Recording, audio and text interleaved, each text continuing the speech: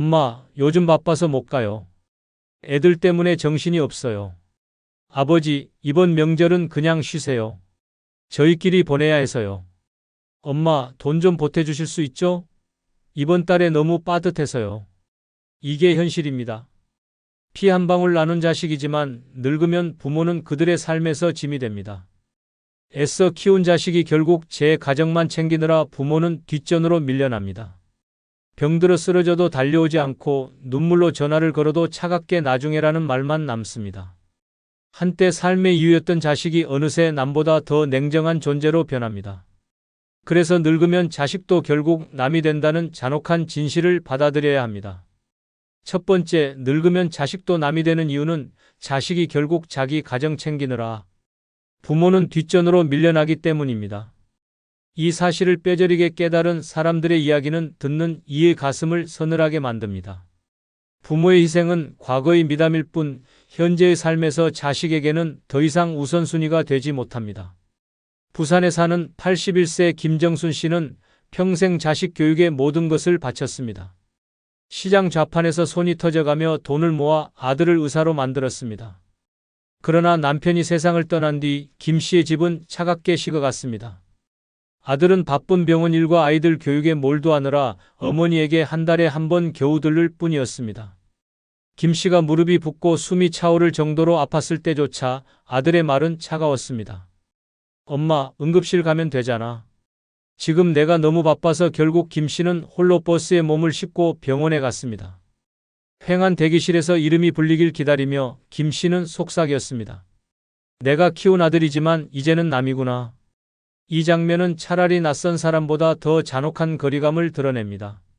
서울 송파구에 사는 77세 박영숙 씨는 또 다른 상처를 겪었습니다. 남편과 사별한 뒤 딸 가족과 한 집에 살게 되었지만 곧 지옥 같은 시간이 시작되었습니다. 손주 학교 시간을 맞추고 반찬을 준비하는 일은 당연히 그녀의 몫이 되었습니다. 하루에 3끼를 차리고도 엄마, 이 반찬은 애들이 안 좋아해요 라는 며느리의 불평만 돌아왔습니다. 몸이 지쳐 쓰러졌을 때조차 딸은 엄마, 애들 숙제 봐주셔야 해요. 저녁 약속 있어서요 라며 떠나버렸습니다. 결국 박 씨는 화장실 바닥에서 한참을 쓰러진 채로 있어야 했습니다. 이웃이 찾아와 119를 불러주지 않았다면 큰일을 당했을 것입니다. 병실에서 홀로 눈물을 흘리며 박 씨는 중얼거렸습니다. 나는 딸을 위해 살아왔는데 결국 나는 이 집의 가정부였구나. 더 무서운 건 부모 스스로 아직도 자식에게 기대려 한다는 점입니다. 명절에 오길 기다리며 상을 차려놓고 전화를 붙잡고 하루 종일 귀 기울이지만 들려오는 건 보험 광고뿐입니다. 외로운 집안에 울려 퍼지는 건 TV 소음뿐이고 그 옆에 앉은 부모의 존재는 누구에게도 중요하지 않습니다. 여러분, 늙으면 자식도 결국 남입니다. 피를 나눈 가족이라도 자식의 삶은 배우자와 아이들에게 쏠려 있습니다. 부모는 그 울타리 밖에서 밀려나 있습니다. 자식이 부모를 잊은 게 아닙니다. 단지 그들의 우선순위가 바뀐 것입니다. 그래서 우리는 냉정하게 준비해야 합니다. 자식에게 기대는 순간 더 깊은 상처가 기다리고 있을 뿐입니다. 노년의 존엄은 자식이 지켜주지 않습니다. 스스로를 챙기고 나만의 삶을 만들어야 합니다. 자식에게 모든 걸 걸었던 부모의 눈물이 남의 이야기가 되지 않게 지금이라도 마음을 바꿔야 합니다. 내 인생의 무게는 결국 내가 짊어진다는 진실을 외면하면 마지막 길은 너무나 쓸쓸해질 것입니다. 두 번째, 늙으면 자식도 남이 되는 이유 중 하나는 명절에도 잠깐 얼굴만 비추고 사라지기 때문입니다. 그 순간 부모는 처절하게 깨닫습니다. 내가 이토록 희생했는데 결국 남는 건 빈집과 식은 밥뿐이구나. 이 진실은 가슴을 쪼개는 칼날처럼 다가옵니다. 전북 군산에 사는 80세 김영자 씨는 명절만 기다리며 삽니다. 아침부터 전을 부치고 고기를 재우고 떡국을 끓이며 손목이 부르트도록 상을 차립니다. 올해는 아이들이 오래 머물겠지 기대하며 마음을 달랩니다. 그러나 도착한 아들 가족은 인사만 건네고 밥상 앞에 앉은 지 1시간 만에 엄마, 오후에 처가에도 들러야 해서요 라는 말과 함께 서둘러 떠납니다. 김 씨는 얼어붙은 손으로 치우다 결국 거실에 주저앉아 흐느꼈습니다. 내가 이 집의 어머니가 아니라 그냥 들렀다 가는 휴게소구나. 그날 저녁 멀쩡히 차려둔 음식은 냉장고 속에서 싸늘히 굳어갔습니다. 서울 강북구에 사는 82세 장봉남 씨는 명절마다 손주 얼굴 좀 보자는 희망 하나로 버팁니다. 아침부터 문 앞만 쳐다보다가 아들 가족이 도착하자마자 들려온 말은 아버지, 오늘은 시간이 없어서 금방 가야 해요였습니다. 손주가 건넨 과자 봉지를 받으며 겨우 웃었지만 채 2시간도 안 되어 현관문은 다시 쾅 닫혔습니다. 쓸쓸히 남은 장 씨는 숟가락도 들지 못한 채 텅 빈 집에서 멍하니 시계를 바라봤습니다. 새벽이 될 때까지 텔레비전 소리에 의지하다가 눈물이 흘러내려 베개를 적셨습니다. 그는 중얼거렸습니다. 나는 이제 그들의 우선순위가 아니구나. 마하트마 간디는 사랑은 시간을 드리는 것이다라고 했습니다. 시간을 내지 않는다면 그것은 더 이상 사랑이 아닙니다. 부모에게 시간을 내지 않는 자식은 결국 부모를 남으로 대하는 것입니다. 더 충격적인 건 부모 스스로 여전히 기대한다는 점입니다. 식탁 위에 산더미 같은 음식을 올려놓고 눈에 힘을 주며 웃지만 속은 무너집니다. 잠시 스쳐간 손주의 웃음소리가 사라지고 나면 남는 건 고요한 집안과 얼룩진 그리움뿐입니다. 명절은 축제가 아니라 외로움이 더 선명해지는 날로 변합니다. 여러분, 늙으면 자식도 결국 남입니다. 명절에 얼굴만 비추고 사라지는 자식의 뒷모습에서 그 사실은 뼈아프게 드러납니다. 피를 나눈 가족이라 해도 그들의 삶의 중심은 이미 배우자와 자식으로 넘어갔습니다. 부모는 뒷전입니다. 그러니 더 이상 착각하지 마십시오. 명절에 울리지 않는 전화, 짧은 방문에 담긴 차가운 무심함을 보고도 눈 감는다면 더 큰 상처만 남습니다. 노년의 존엄은 자식의 발걸음에 달려 있지 않습니다. 이제는 스스로 지켜야 합니다. 자식을 기다리는 삶에서 벗어나 나를 위한 시간을 만들어야 합니다. 늙어 남이 된 자식을 붙잡는 순간 내 인생은 고통으로 끝납니다. 지금부터라도 진실을 받아들이십시오. 명절은 그들의 날이 아니라 내 삶을 어떻게 채울지 결정하는 날이 되어야 합니다. 세 번째, 늙으면 자식도 남이 되는 이유 중 하나는 부모의 말이 더 이상 지혜가 아니라 잔소리로만 들리기 때문입니다. 피와 땀으로 길러낸 자식에게 던진 충고가 무시당하는 순간 부모는 남보다 더 서러운 존재로 전락합니다. 이 비극을 보여주는 사례는 우리 주변에 너무도 많습니다. 경기도 의정부에 사는 79세 정인자 씨는 늘 아들의 건강을 걱정했습니다. 고혈압 진단을 받았음에도 야근과 술자리를 반복하는 아들을 볼 때마다 정 씨는 애써 달래듯 말했습니다. 술 좀 줄여라. 내 건강이 제일 중요하다. 그러나 돌아오는 대답은 냉정했습니다. 엄마, 제발 잔소리 좀 그만해요. 요즘 누가 술 안 마시고 삽니까? 그 말에 정 씨는 가슴이 철렁 내려앉았습니다. 아들의 건강을 염려하는 마음은 단숨에 무가치한 소음이 되어버린 것입니다. 며칠 후 아들이 갑작스러운 흉통으로 응급실에 실려갔을 때조차 정 씨는 말하지 못했습니다. 내 말 안 들어서 그렇지라는 생각이 목 끝까지 올라왔지만 더 이상 말할 자격조차 빼앗긴 느낌이었습니다. 그녀는 흐느끼며 혼잣말을 했습니다. 내 목소리는 이제 그에게 짐일 뿐이구나. 서울 강동구의 82세 박명숙 씨는 딸과 함께 살았습니다. 혼자 있는 게 외로워 딸 가족과 한 집에 살면 웃음소리가 끊이지 않을 거라 믿었습니다. 하지만 현실은 달랐습니다. 딸이 퇴근하고 돌아오면 박 씨는 기다렸다는 듯 애들 옷은 좀 더 두껍게 입혀라. 밥은 따뜻하게 먹여야지라고 말했습니다. 그러나 딸은 얼굴을 찡그리며 쏘아 붙였습니다. 엄마, 그만 좀 하세요. 제가 애 키우는 거예요. 요즘 시대에 그런 방식 통하지도 않아요. 박 씨는 그 순간 가슴이 찢어지는 듯 했습니다. 평생 키우고 가르친 경험은 무시당하고 오히려 구식이라는 낙인만 찍혔습니다. 시간이 지나면서 박 씨는 입을 닫았습니다. 딸의 표정이 무서워 말 한마디 꺼내는 게 두려웠습니다. 결국 같은 집에 살면서도 대화는 사라지고 밥상 위엔 정막만 흘렀습니다. 박 씨는 속삭였습니다. 나는 이 집의 가족이 아니라 불편한 방해꾼일 뿐이구나. 이처럼 부모의 진심은 늙을수록 잔소리로 바뀝니다. 소크라테스는 말이란 마음의 거울이다라고 했습니다. 하지만 자식에게 부모의 말은 더 이상 거울이 아니라 귀찮은 메아리일 뿐입니다. 진심과 충고가 담긴 목소리는 세상과 단절된 낡은 소리로 치부됩니다. 더 비극적인 건 부모 스스로가 그걸 알면서도 멈추지 못한다는 점입니다. 사랑하니까, 걱정되니까 마지막 남은 힘으로라도 말해주고 싶은데 돌아오는 건 날선 반응뿐입니다. 결국 부모는 입을 닫고 마음까지 닫습니다. 자식은 자유를 얻었다 착각하겠지만 그 순간 부모와 자식의 관계는 이미 멀어진 것입니다. 여러분, 늙으면 자식도 결국 남이 됩니다. 부모의 목소리를 잔소리라 치부하는 순간 가족은 더 이상 따뜻한 울타리가 아닙니다. 그저 불편한 동거일 뿐입니다. 부모가 하고 싶었던 말은 잔소리가 아니라 마지막 남은 사랑이었습니다. 그러나 그것조차 외면받는다면 노년은 처절한 침묵 속에서 끝나게 됩니다. 이제 우리는 진실을 마주해야 합니다. 자식은 부모의 말을 필요로 하지 않습니다. 오히려 귀찮아합니다. 그러니 늙은 부모가 할 수 있는 건 단 하나, 자식을 향한 기대를 내려놓고 나만의 목소리를 지키는 것입니다. 부모의 사랑이 잔소리로 전락하는 순간 자식은 이미 남이 되었음을 인정해야 합니다. 그래야만 남은 삶을 더 이상 상처받지 않고 살아갈 수 있습니다. 네 번째, 늙으면 자식도 남이 되는 이유 중 하나는 요양원.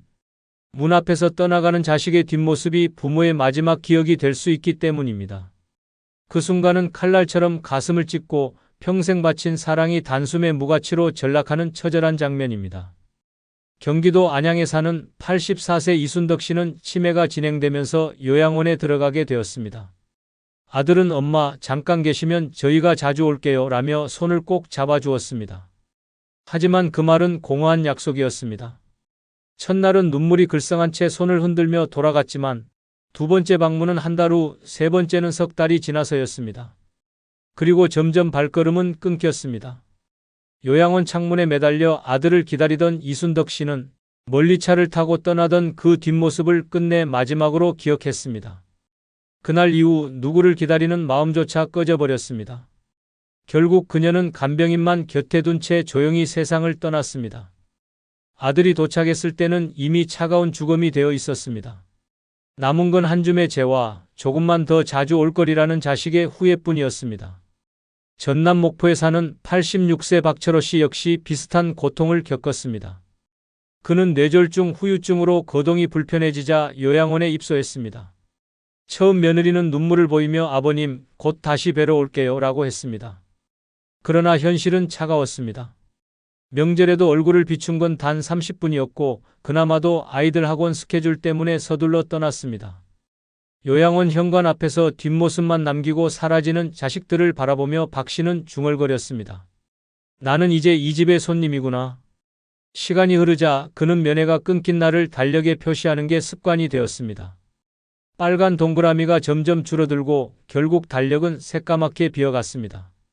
생의 마지막 순간 박 씨 곁에 있었던 건 자식이 아니라 간호사의 손길 뿐이었습니다. 이처럼 요양원 문 앞에서의 이별은 종종 마지막이 됩니다. 부모는 그 뒷모습을 평생의 상처로 안고 눈을 감습니다. 자식은 일이 바빠서 시간이 없어서라며 자기 삶을 핑계로 대지만 사실 부모를 뒷전으로 미룬 것뿐입니다. 철학자 쇼펜하우어는 인간은 철저히 자기 자신에게만 충실하다라고 했습니다. 부모에게 자식은 전부지만 자식에게 부모는 자기 삶의 방해물이 될 수 있다는 잔혹한 진실이 드러나는 순간입니다. 자식은 부모에게 시간을 내지 않습니다. 요양원에 잠깐 들러 눈물 섞인 미소만 남기고 떠나는 뒷모습은 더 이상 사랑이 아닙니다. 그것은 체면을 지키기 위한 방문일 뿐 진심 어린 헌신이 아닙니다. 부모는 그 뒷모습을 보며 다시는 돌아오지 않을 수도 있다는 두려움에 사무치지만 자식은 이미 돌아서서 자기 세계로 향합니다. 여러분, 늙으면 자식도 결국 남입니다. 요양원 문 앞에서 떠나는 자식의 뒷모습이 마지막 장면이 될 수 있음을 우리는 잊지 말아야 합니다. 부모가 평생을 바쳐 남긴 건 결국 눈물뿐이라는 이 냉혹한 현실을 마주해야 합니다. 부모의 마지막은 자식의 품이 아니라 차갑게 닫힌 요양원 문 안에서 끝나기 쉽습니다. 그러니 착각하지 마십시오. 자식은 끝까지 함께하지 않습니다. 남은 생을 당당하게 살기 위해선 자식의 발걸음을 붙잡지 말고 나만의 삶을 준비해야 합니다. 그렇지 않으면 내 눈에 마지막으로 남을 건 차갑게 멀어져가는 자식의 뒷모습일 뿐입니다. 다섯 번째, 늙으면 자식도 남이 되는 이유 중 하나는 결혼 후엔 배우자, 눈치 보느라 부모를 외면하기 때문입니다. 피를 나눈 자식이라 믿었지만 배우자의 한마디가 부모의 평생 희생보다 무겁게 작용하는 순간 부모는 낯선 손님으로 밀려납니다. 이 참혹한 현실을 보여주는 사례는 수없이 많습니다.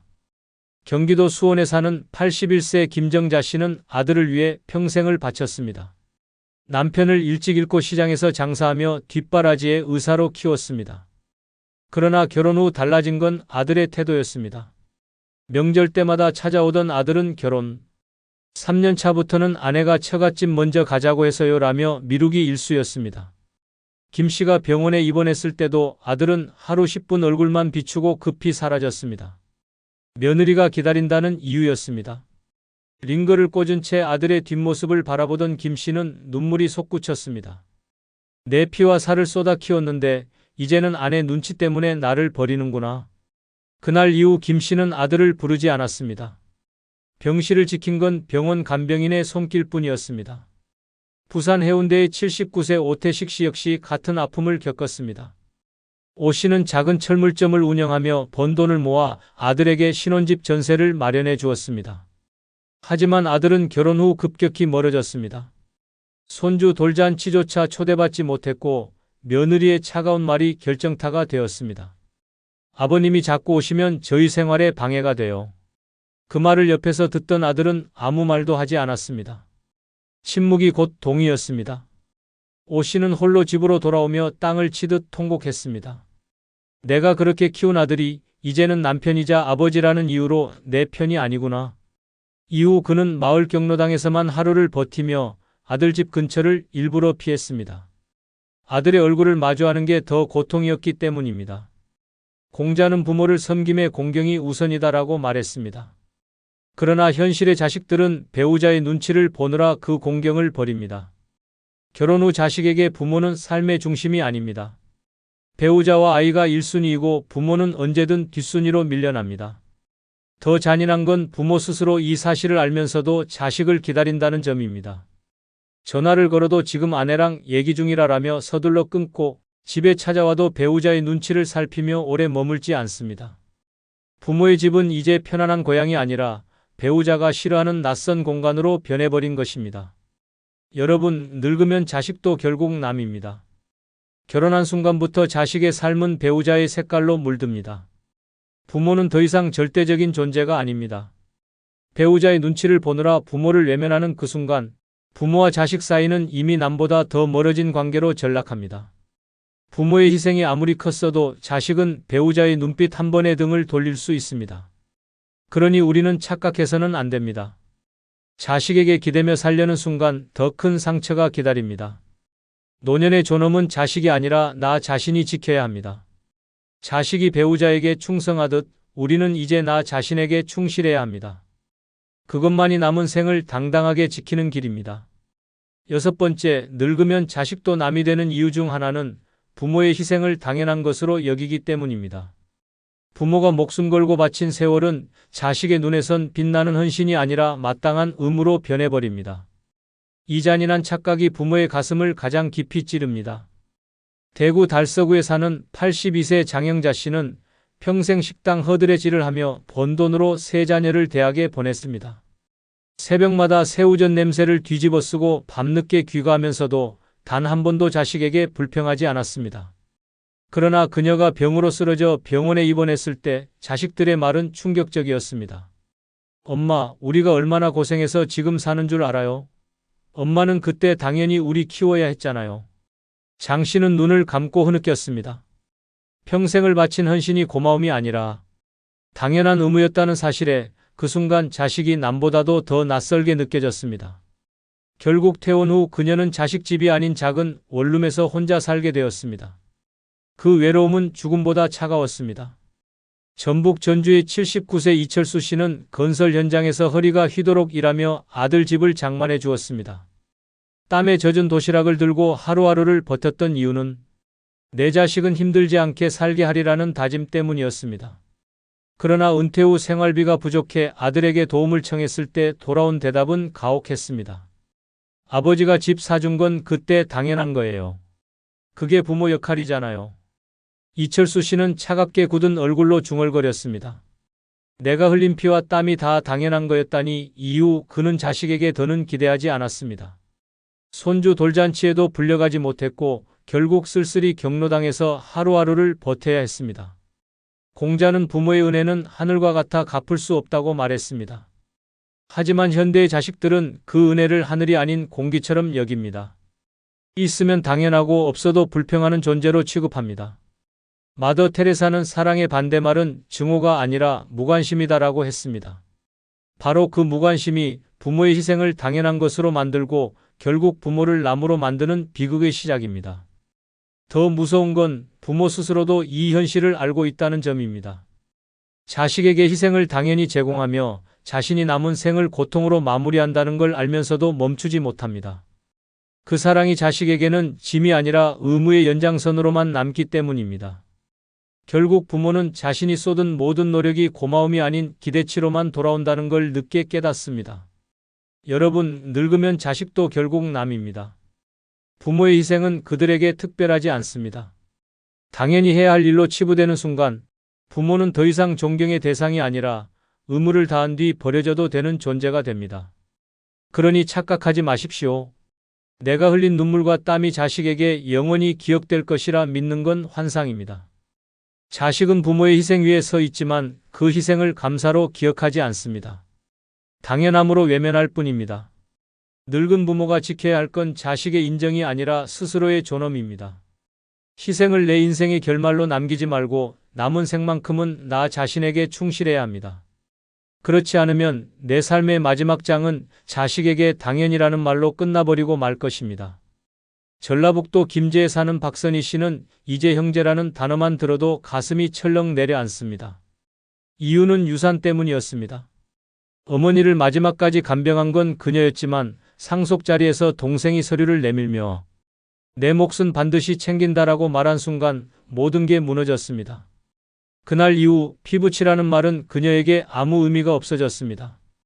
혈육이라는 울타리는 사라지고 남보다 더 차갑고 서늘한 벽만 남았습니다. 오늘 영상은 바로 이런 상처를 겪은 분들에게 드리는 이야기입니다. 왜 나이 들수록 형제 자매가 남처럼 느껴지는지 그 냉혹한 현실을 6가지 이유로 풀어드리겠습니다. 나이 들수록 형제 자매가 남이 되는 첫 번째 이유는 경제적 격차가 관계의 균열을 만들어내기 때문입니다. 동생네 집에 한번 모이자고 했더니 올케가 그러더군요. 우리 집은 좁고 불편해서 손님 맡기 힘들다고요. 그 말이 아직도 제 마음을 찌릅니다. 어릴 땐 같은 반찬으로 밥을 나눠 먹고 장난감 하나를 돌려 쓰며 자랐습니다. 하지만 나이를 먹을수록 현실은 달라집니다. 누군가는 안정된 연금으로 여유를 누리고 누군가는 여전히 약국 계산대 앞에서 손을 벌벌 떨며 가격을 걱정합니다. 이 차이가 깊어질수록 만나면 대화는 겉돌고 웃음은 억지로 만들어집니다. 누군가는 명품 옷을 걸치고 다른 이는 재래시장에서 흥정한 옷을 입습니다. 눈빛 속엔 서로 다른 삶의 무게가 비쳐 결국 감정의 균열로 이어집니다. 형제 사이에서 돈 이야기는 굳이 꺼내지 않아도 항상 그림자처럼 따라옵니다. 수입과 지출, 자식들의 생활 수준, 이런 것들이 비교가 되면서 말끝마다 불편함이 스며듭니다. 잘 사는 쪽은 올해는 세금이 너무 많아 힘들다고 툭 내뱉지만 듣는 쪽은 속으로 생각합니다. 세금 낼 돈이라도 있지, 난 병원비가 없어 불안한데. 이렇게 작은 말 한마디가 곧 서운함으로 번지고 마음의 벽을 두텁게 쌓아갑니다. 인천에 사는 73세 강인숙 씨는 둘째 오빠와 8년째 왕래가 없습니다. 둘째 오빠는 젊을 때 회사를 운영하며 성공했고 지금은 상가 건물 월세로 풍족한 노년을 보내고 있습니다. 반면 강 씨는 남편이 남긴 빚을 갚느라 평생 일했고 지금도 국민연금으로 근근히 살아갑니다. 명절 모임 때마다 차이는 극명했습니다. 오빠네 식탁에는 수입 과일과 고급 와인이 오르고 대화는 늘 해외여행을 어디로 갈까, 딸이 외제차를 샀다더라 같은 이야기뿐이었습니다. 강 씨는 웃으며 듣는 척했지만 마음속엔 차가운 벽이 쌓여갔습니다. 그러다 어느 설날 오빠가 무심코 던진 한마디가 결정타가 됐습니다. 넌 아직도 전세야? 준비 좀 더 했어야지. 그 말에 강 씨는 더는 모임에 가지 않았습니다. 지금도 그는 말합니다. 형제라도 내 삶을 깎아내리면 그건 더 이상 가족이 아닙니다. 경제적 차이는 표정과 말투에 배어 나옵니다. 아무리 숨기려 해도 사는 집, 입는 옷, 자식 이야기에서 다 드러납니다. 이 차이를 반복해 마주하다 보면 만남 자체가 괴로워집니다. 굳이 내 초라한 현실을 드러내야 하나, 그 자리에 가면 또 상처받겠지라는 생각이 들며 연락을 끊게 됩니다. 더 무서운 건 돈이 감정의 서열을 만들어버린다는 사실입니다. 가진 쪽은 자신도 모르게 충고자의 위치에 서고 없는 쪽은 모멸감을 견뎌야 합니다. 그때 집이라도 샀어야지, 조금 더 벌었으면 편했을 텐데라는 말은 조언처럼 들리지 않고 상처와 모욕으로 남습니다. 형제는 같은 피를 나눴어도 전혀 다른 길을 걸을 수 있습니다. 그 다름을 인정하지 못한 채 돈으로 관계를 재단하는 순간 형제는 더 이상 형제가 아닙니다. 피보다 진한 건 현실의 격차입니다. 나이 들수록 그 간극은 줄지 않고 더 벌어집니다. 결국 경제적 차이는 대화를 끊고 만남을 줄이며 마음을 얼어붙게 만듭니다. 가장 가까워야 할 존재가 돈 앞에서 가장 멀어지는 것. 그것이 노년의 형제 자매가 남이 되는 가장 냉혹한 이유입니다. 나이 들수록 형제 자매가 남이 되는 두 번째 이유는 부모가 남긴 돈은 유산이 아니라 끝내 서로를 갈라놓는 불씨가 되기 때문입니다. 아버지 재산은 공평하게 나눠야지. 내가 간병한 건 내 선택이잖아. 엄마가 내게 주신다고 했던 땅 다들 들었잖아. 부모가 살아계실 때는 몰랐습니다. 설마 돈 때문에 평생의 정이 무너질 거라곤 상상조차 못했습니다. 하지만 부모가 세상을 떠나고 집 한 채와 예금 통장 하나가 남는 순간 형제는 가족이 아니라 이해관계자로 변해버립니다. 형제니까 똑같이 나누자는 말은 의외로 갈등의 시작입니다. 누군가는 내가 더 희생했는데 왜 똑같이 받냐고 억울해하고, 다른 이는 법대로 하는 게 당연하다며 냉정해집니다. 특히 간병을 도맡은 사람은 배신감이 깊습니다. 오랜 세월 병원비를 감당하고 돌봄에 지친 그 희생을 다른 형제들은 인정하지 않습니다. 오히려 그건 내가 자식으로서 한 도리일 뿐이라며 무시합니다. 정작 병원비 한 푼 보탠 적 없는 이들이 상속 이야기가 나오면 가장 먼저 목소리를 높입니다. 그 순간 남보다 더 지독한 다툼이 시작됩니다. 충청도 천안에 사는 75세 오정숙 씨도 같은 상처를 겪었습니다. 아버지가 쓰러진 뒤 8년간 간병을 맡았던 건 50분이었습니다. 큰오빠와 작은오빠는 지방에 산다는 이유로 거의 찾아오지 않았고 모든 병원비와 생활비는 오 씨가 부담했습니다. 자신의 노후 준비조차 포기했지만 부모를 향한 의무감 하나로 버텼습니다. 그러나 아버지가 돌아가신 뒤 남은 건 시골집 한 채와 얼마 안 되는 예금이었습니다. 장례식장에서 두 오빠가 꺼낸 첫 마디는 집은 셋이서 나눠야지였습니다. 오 씨가 울분을 토하자 돌아온 대답은 그러니까 유언장이 필요했지였습니다. 결국 집은 법대로 나눠졌고 오 씨는 두 오빠와의 인연을 끊었습니다. 그는 지금도 말합니다. 아버지를 잃은 슬픔보다 오빠들의 말이 더 잔인했어요. 이처럼 부모가 남긴 재산은 남겨진 자식들에게 축복이 아니라 싸움의 불씨가 됩니다. 평생 감춰져 있던 마음속 욕심이 그 순간 폭발합니다. 엄마가 평소에 나를 더 챙겼다. 그 땅은 원래 내 몫이었다는 주장들이 난무하며 감정은 걷잡을 수 없이 파탄납니다. 결국 남는 건 돈도 관계도 아닙니다. 상처만이 오래도록 가슴에 남습니다. 형제끼리 돈 문제로 싸우지 말자는 말은 공허한 구호에 불과합니다. 사람은 가장 가까운 사이에서 가장 치열하게 따집니다. 돈 앞에서 멀쩡했던 형제는 적이 되고 수십 년의 정은 몇 줄의 재산 목록보다도 하찮아집니다.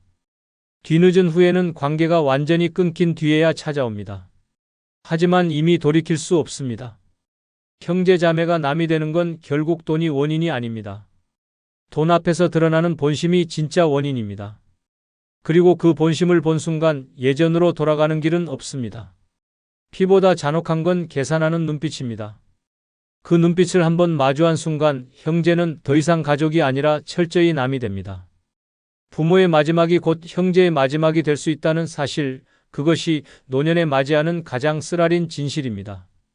나이 들수록 형제 자매가 남이 되는 세 번째 이유는 같은 부모 밑에서 자랐어도 결국은 전혀 다른 길을 걸어왔기 때문입니다. 어릴 땐 하루 종일 붙어 지냈는데 왜 지금은 이렇게 서먹할까?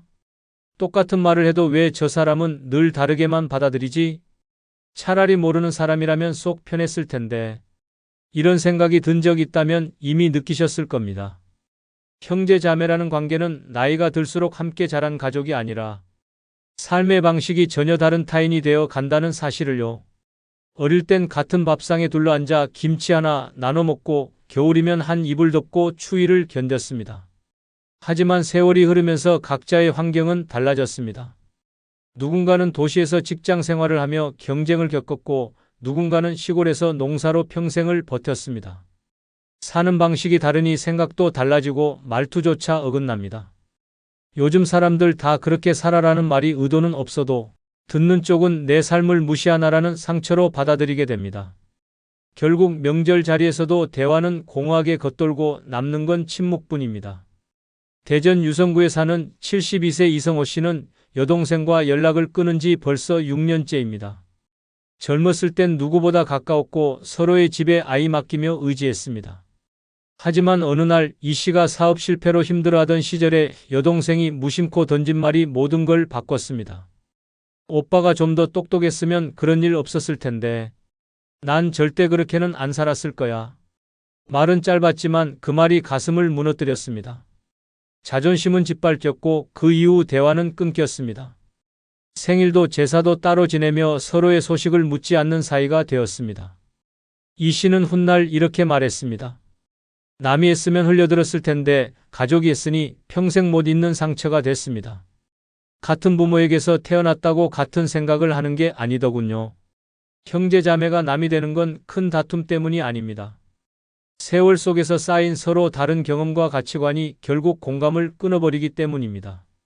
어린 시절의 추억은 잠시 묶어둘 수 있어도 지금의 삶이 달라지면 공감의 끈은 금세 끊어집니다. 그래도 가족이니까 이해해야지라는 말은 오히려 칼이 되어 상대를 몰아세웁니다.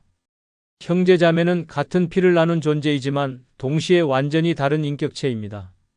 서로 다른 환경에서 쌓은 삶의 무게가 다르기에 같은 말을 해도 전혀 다르게 들립니다.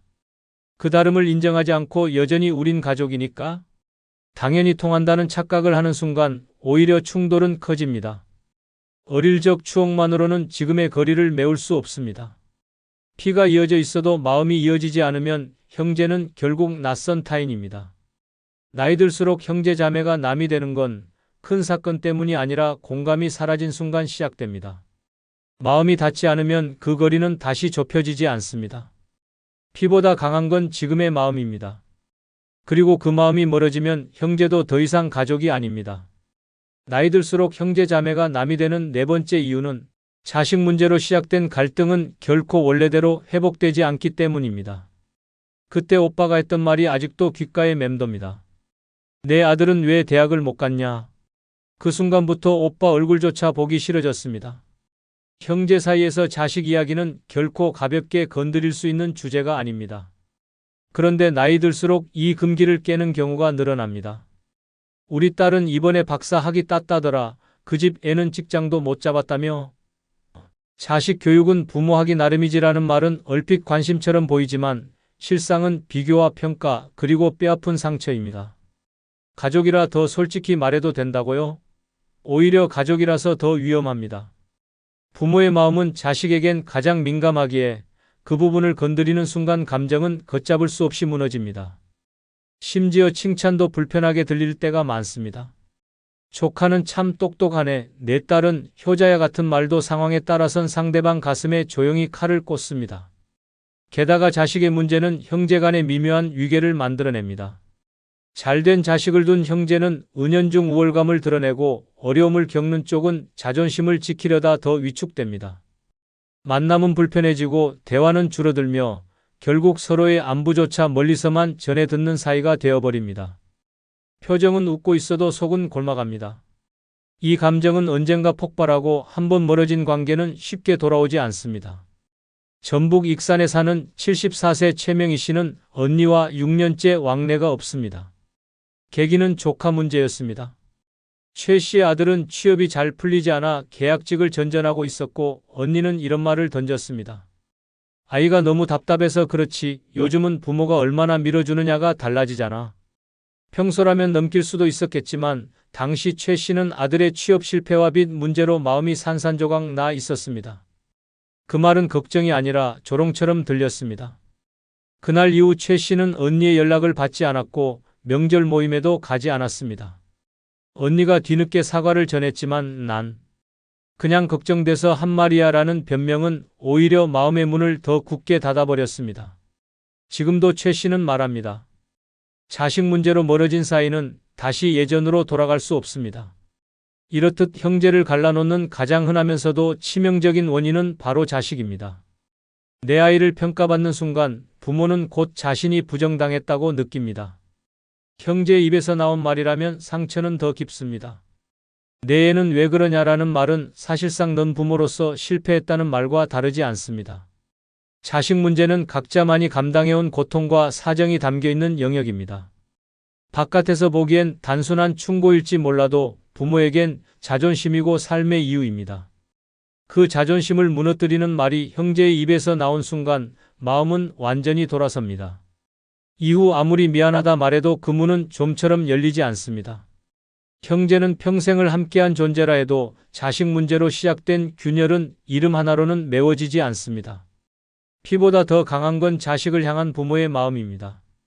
그 마음을 건드린 순간 형제는 더 이상 같은 편일 수 없습니다.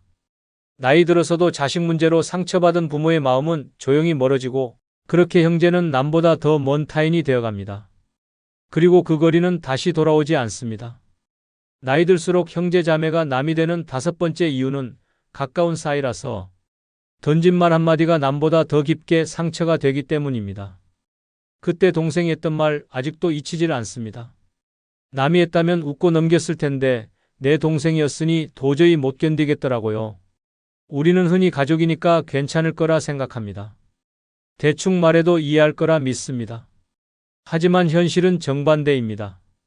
가족이기 때문에 말 한마디가 가슴에 더 날카롭게 꽂히고 더 오래 남습니다. 친구가 있으면 농담으로 들릴 말도 형제 자매가 하면 평생 못 잊는 상처가 됩니다. 기대가 있기 때문입니다.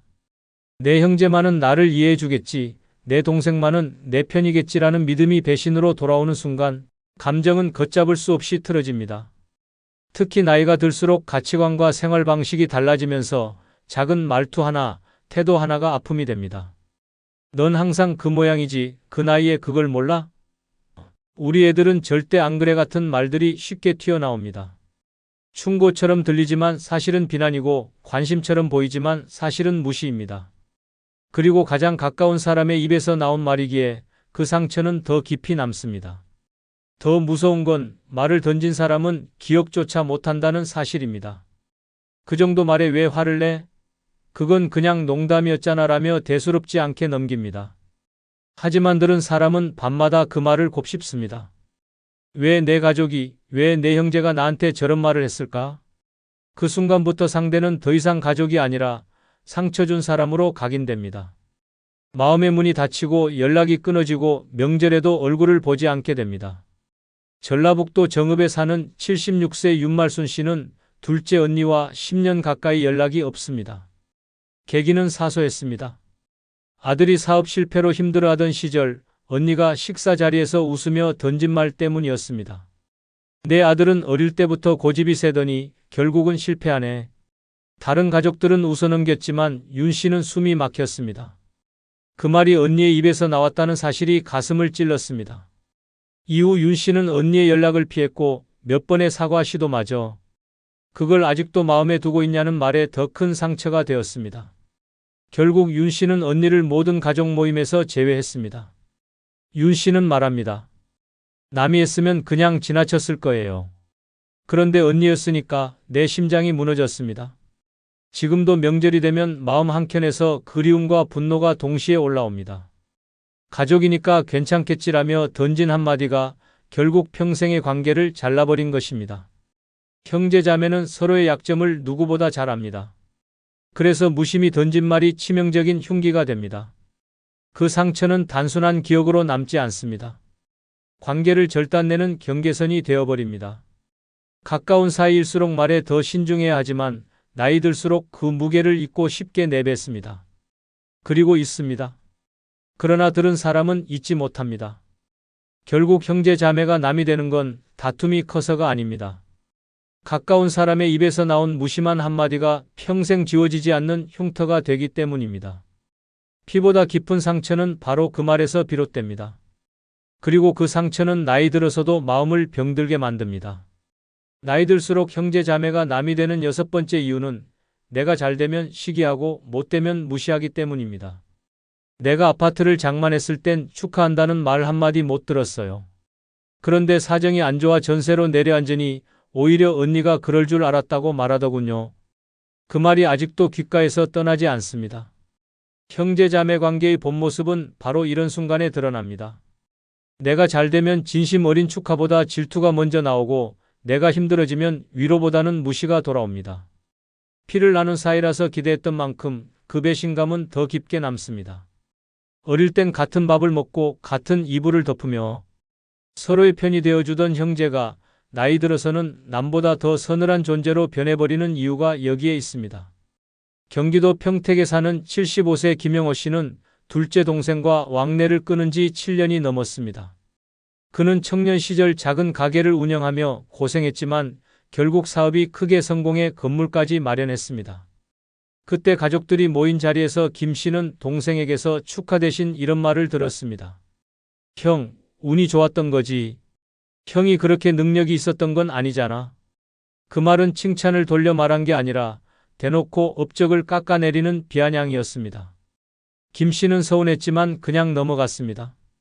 그러나 몇 년 뒤 경기 불황으로 사업이 무너지고 건물까지 팔게 되자 동생은 기다렸다는 듯 말했습니다. 형은 원래 안목이 없어. 결국 이렇게 되는 거야.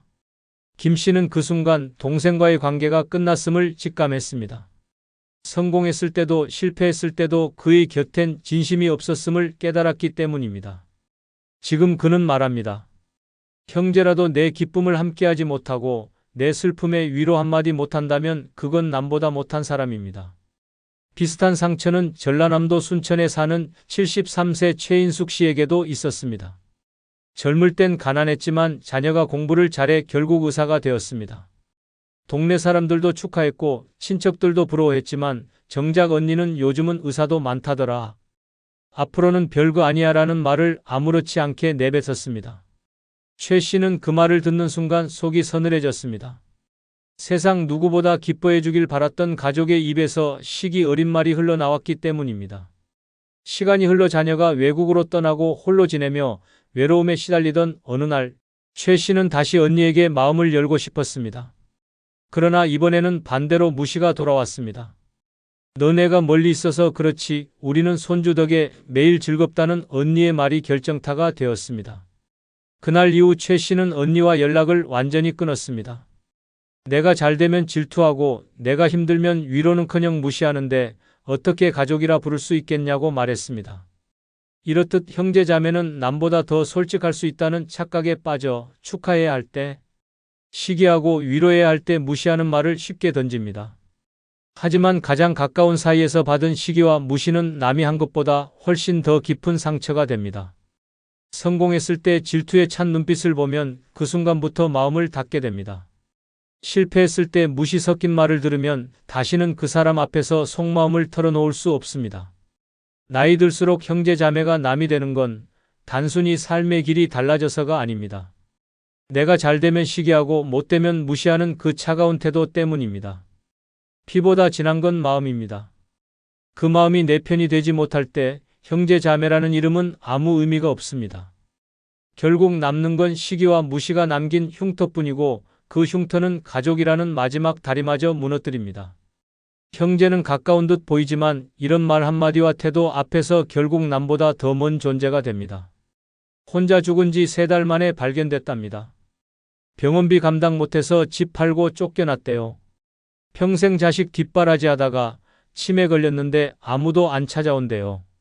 믿기 힘드시겠지만 지금 이 순간 당신 옆집에서 벌어지고 있는 진짜 이야기입니다.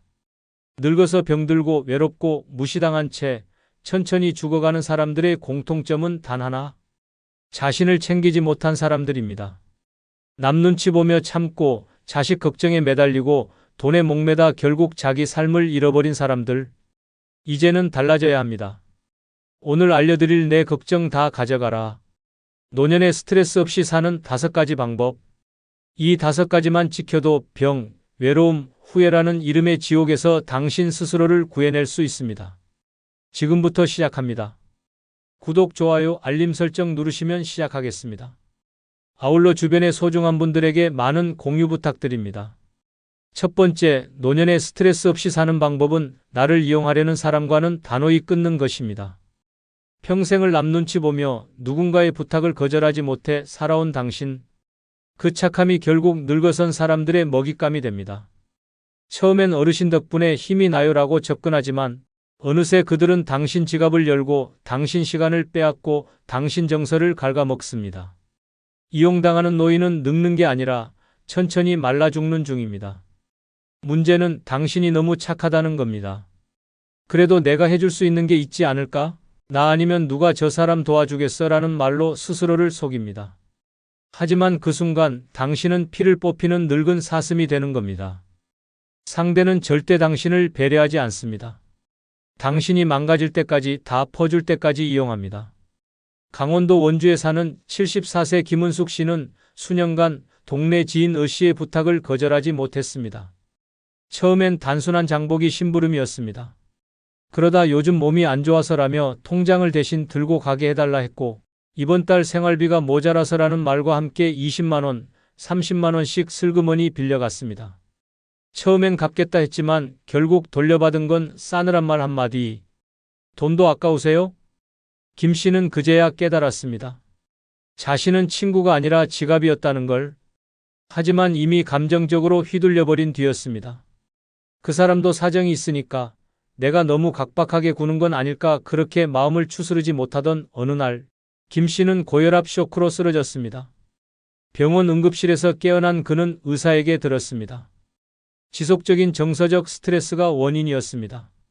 신경 끄셔야 해요. 그날 이후 김 씨는 단호해졌습니다. 연락을 끊고 문을 잠그고 단 한 통의 메시지도 보내지 않았습니다. 동네에서 우연히 마주쳐도 지금 제 건강 챙기기도 바쁩니다라며 뒤돌아섰습니다. 놀랍게도 그 뒤로 몸이 좋아지기 시작했습니다. 약을 줄였고 잠이 잘 오고 얼굴에 생기가 돌았습니다. 김 씨는 말했습니다. 내가 나를 지켜낸 첫 순간이었어요. 노년에 가장 무서운 건 가난도 질병도 아닙니다.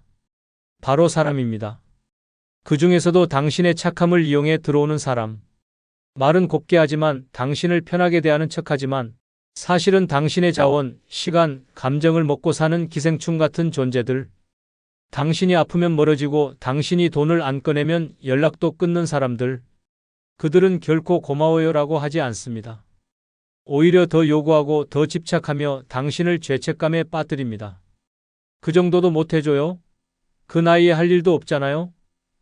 나한테 왜 이래요? 라는 말로 당신을 무너뜨립니다. 그때 단호하지 않으면 그 관계는 당신 삶 전체를 집어삼킵니다. 이제는 끊어야 합니다. 냉정해야 합니다. 내가 잘라내지 않으면 이 사람은 나를 끝까지 파먹겠구나 하는 직감이 들면 즉시 거리를 두십시오. 착하다는 이유로, 이해심 많다는 이유로 당신 인생을 갉아먹게 두지 마십시오. 관계는 주고받는 겁니다. 당신만 주고 상대는 받기만 한다면 그건 사람이 아니라 흡혈귀입니다. 그리고 노년의 가장 잔인한 건 흡혈귀를 친구로 착각한 채 늙어가는 겁니다. 당신은 지금이라도 바꿀 수 있습니다. 전화번호를 지우고 문을 닫고 마음을 정리하십시오. 그 한 사람을 잘라냈을 뿐인데 삶 전체가 환해지는 경험을 하게 될 것입니다. 그리고 속으로 외치십시오.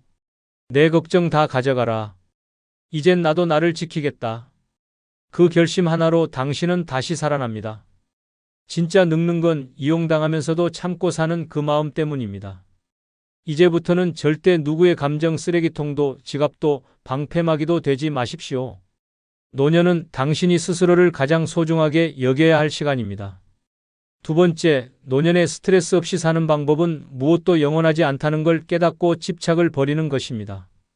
내가 아낀 사람, 내가 지킨 집, 내가 모은 돈, 내가 믿은 관계. 그 모든 것이 언젠가는 사라지고 떠나고 배신하고 변합니다. 그런데도 끝까지 붙잡고 있으려다 결국 무너지는 건 당신 자신입니다. 집착은 늙은 인생을 가장 잔혹하게 파괴하는 감정입니다. 젊었을 땐 안 보입니다. 이 일은 절대 끝나지 않을 거야. 이 사람은 평생 내 편이겠지. 내 건강은 당분간은 괜찮겠지라고 생각합니다. 하지만 나이가 들면 모든 게 무너집니다. 기댔던 사람은 등을 돌리고 평생 지켰던 집은 팔려나가고 애지중지 모은 물건도 남들에겐 고철 덩어리일 뿐입니다. 그때 깨닫습니다. 아무것도 영원한 건 없구나. 경기도 평택에 사는 76세 정기열 씨는 평생 모은 돈을 들여 지은 단독주택에 집착했습니다. 아내가 요양병원에 들어간 후에도 그는 이 집만은 지켜야 한다며 혼자 남겨진 텅 빈 집에서 몇 년을 버텼습니다. 자식들은 다 떠났고 마당엔 잡초만 자라났으며 보일러는 고장나 겨울이면 입김이 나올 정도였습니다.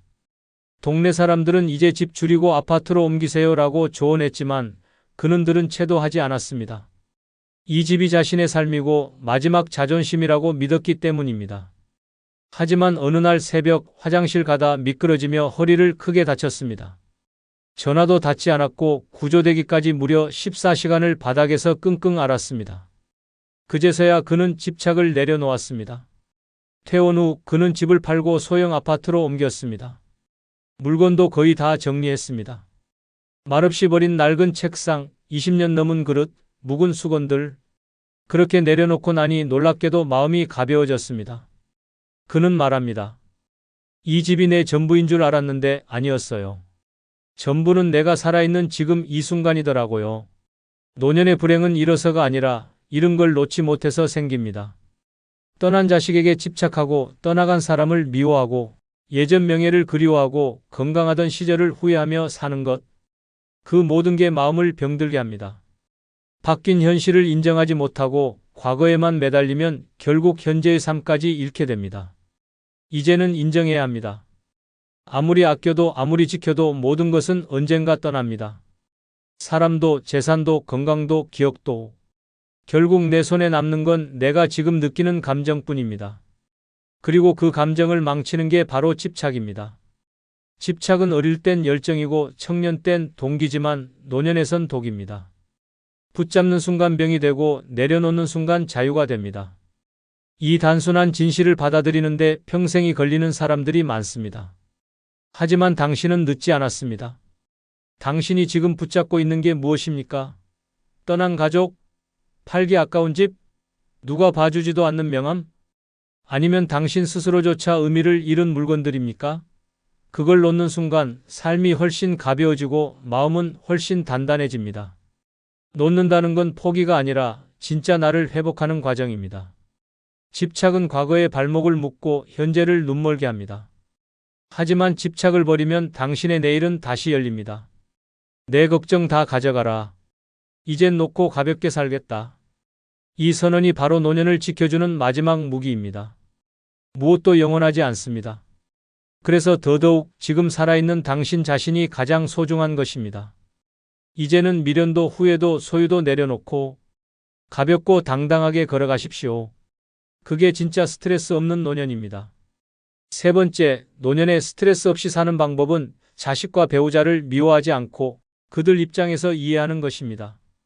늙어서 가장 가슴 찢어지는 순간은 타인이 아닌 가장 가까운 사람에게 상처받을 때입니다. 자식에게 무시당하고 배우자에게 외면받고 가장 믿었던 가족에게 그렇게까지 할 필요 있어? 라는 차가운 말 한마디를 들을 때 가슴 안쪽이 갈라지는 듯한 고통이 찾아옵니다. 그런데 그 순간 원망을 품는 순간부터 당신의 마음은 썩어가기 시작합니다. 우리는 너무 쉽게 가족을 미워합니다. 어떻게 나한테 그럴 수가 있지? 내가 평생을 바쳤는데 배우자도 자식도 결국은 남이야. 그렇게 서운함은 원망이 되고 원망은 분노로 번집니다. 그리고 그 감정은 곧 당신의 몸을 병들게 합니다. 고혈압, 불면증, 우울증 겉으로는 멀쩡해 보여도 속은 불에 타고 있습니다.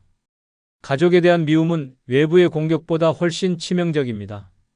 대구 수성구에 사는 79세 정인숙 씨는 세 자녀를 모두 대학까지 보내고 남편 뒷바라지도 꼼꼼히 해낸 전형적인 참아온 어머니였습니다. 하지만 자식들은 결혼 후 연락이 점점 뜸해졌고 남편은 늘 스마트폰만 들여다보며 정 씨의 말에 귀 기울이지 않았습니다. 생신에도 일이 바빠서라는 핑계로 자식들은 오지 않았고 남편도 식탁에 앉아 밥만 먹고 조용히 방으로 들어가 버렸습니다. 그날 밤 정 씨는 혼자 소주 반 병을 비우며 울었습니다.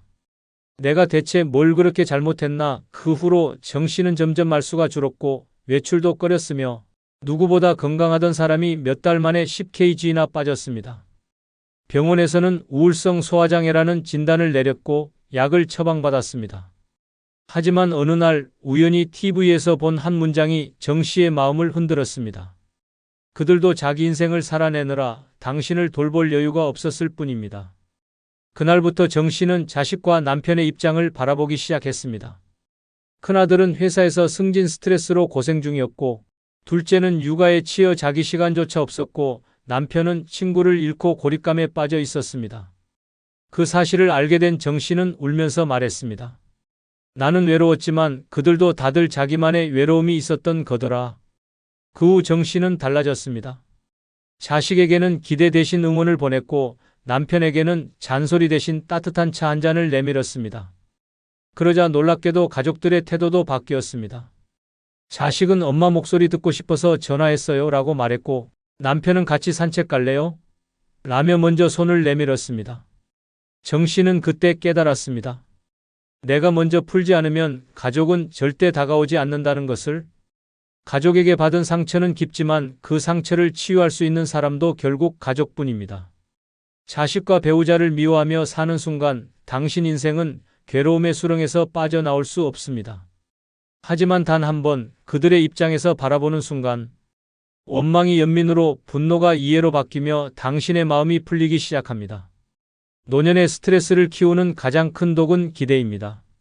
자식이라면 이 정도는 해줘야지, 남편이라면 나를 좀 더 알아줘야지라는 기대는 충족되지 않을수록 당신을 쓰러뜨립니다. 반면 기대를 내려놓고 그저 한 인간으로 이해하려는 순간 마음은 편안해지고 몸은 가벼워집니다. 내가 외로운 만큼 그들도 힘들 수 있다. 이 문장을 마음속에 새기십시오. 미워할 시간을 이해로 바꾸는 것, 그게 바로 노년의 당신을 병들게 하지 않는 유일한 방법입니다. 그리고 마지막으로 이렇게 되뇌어 보십시오. 내 걱정 다 가져가라. 나는 오늘도 가족을 탓하지 않고 내 마음을 지키겠다. 그 결심 하나로 당신은 병이 아닌 회복의 길로 들어섭니다. 가족을 미워하지 않는 마음, 그것이야말로 늙은 인생의 마지막 품격입니다. 네 번째, 노년에 스트레스 없이 사는 방법은 돈에 목매지 않고 하루하루 만족하며 사는 법을 아는 것입니다.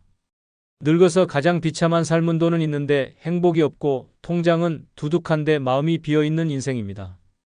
그리고 반대로 가장 초라한 삶은 남들 돈 가진 거 부러워하며 비교하다 병드는 인생입니다. 노년의 스트레스는 대부분 돈 걱정이라는 이름의 망상에서 시작됩니다.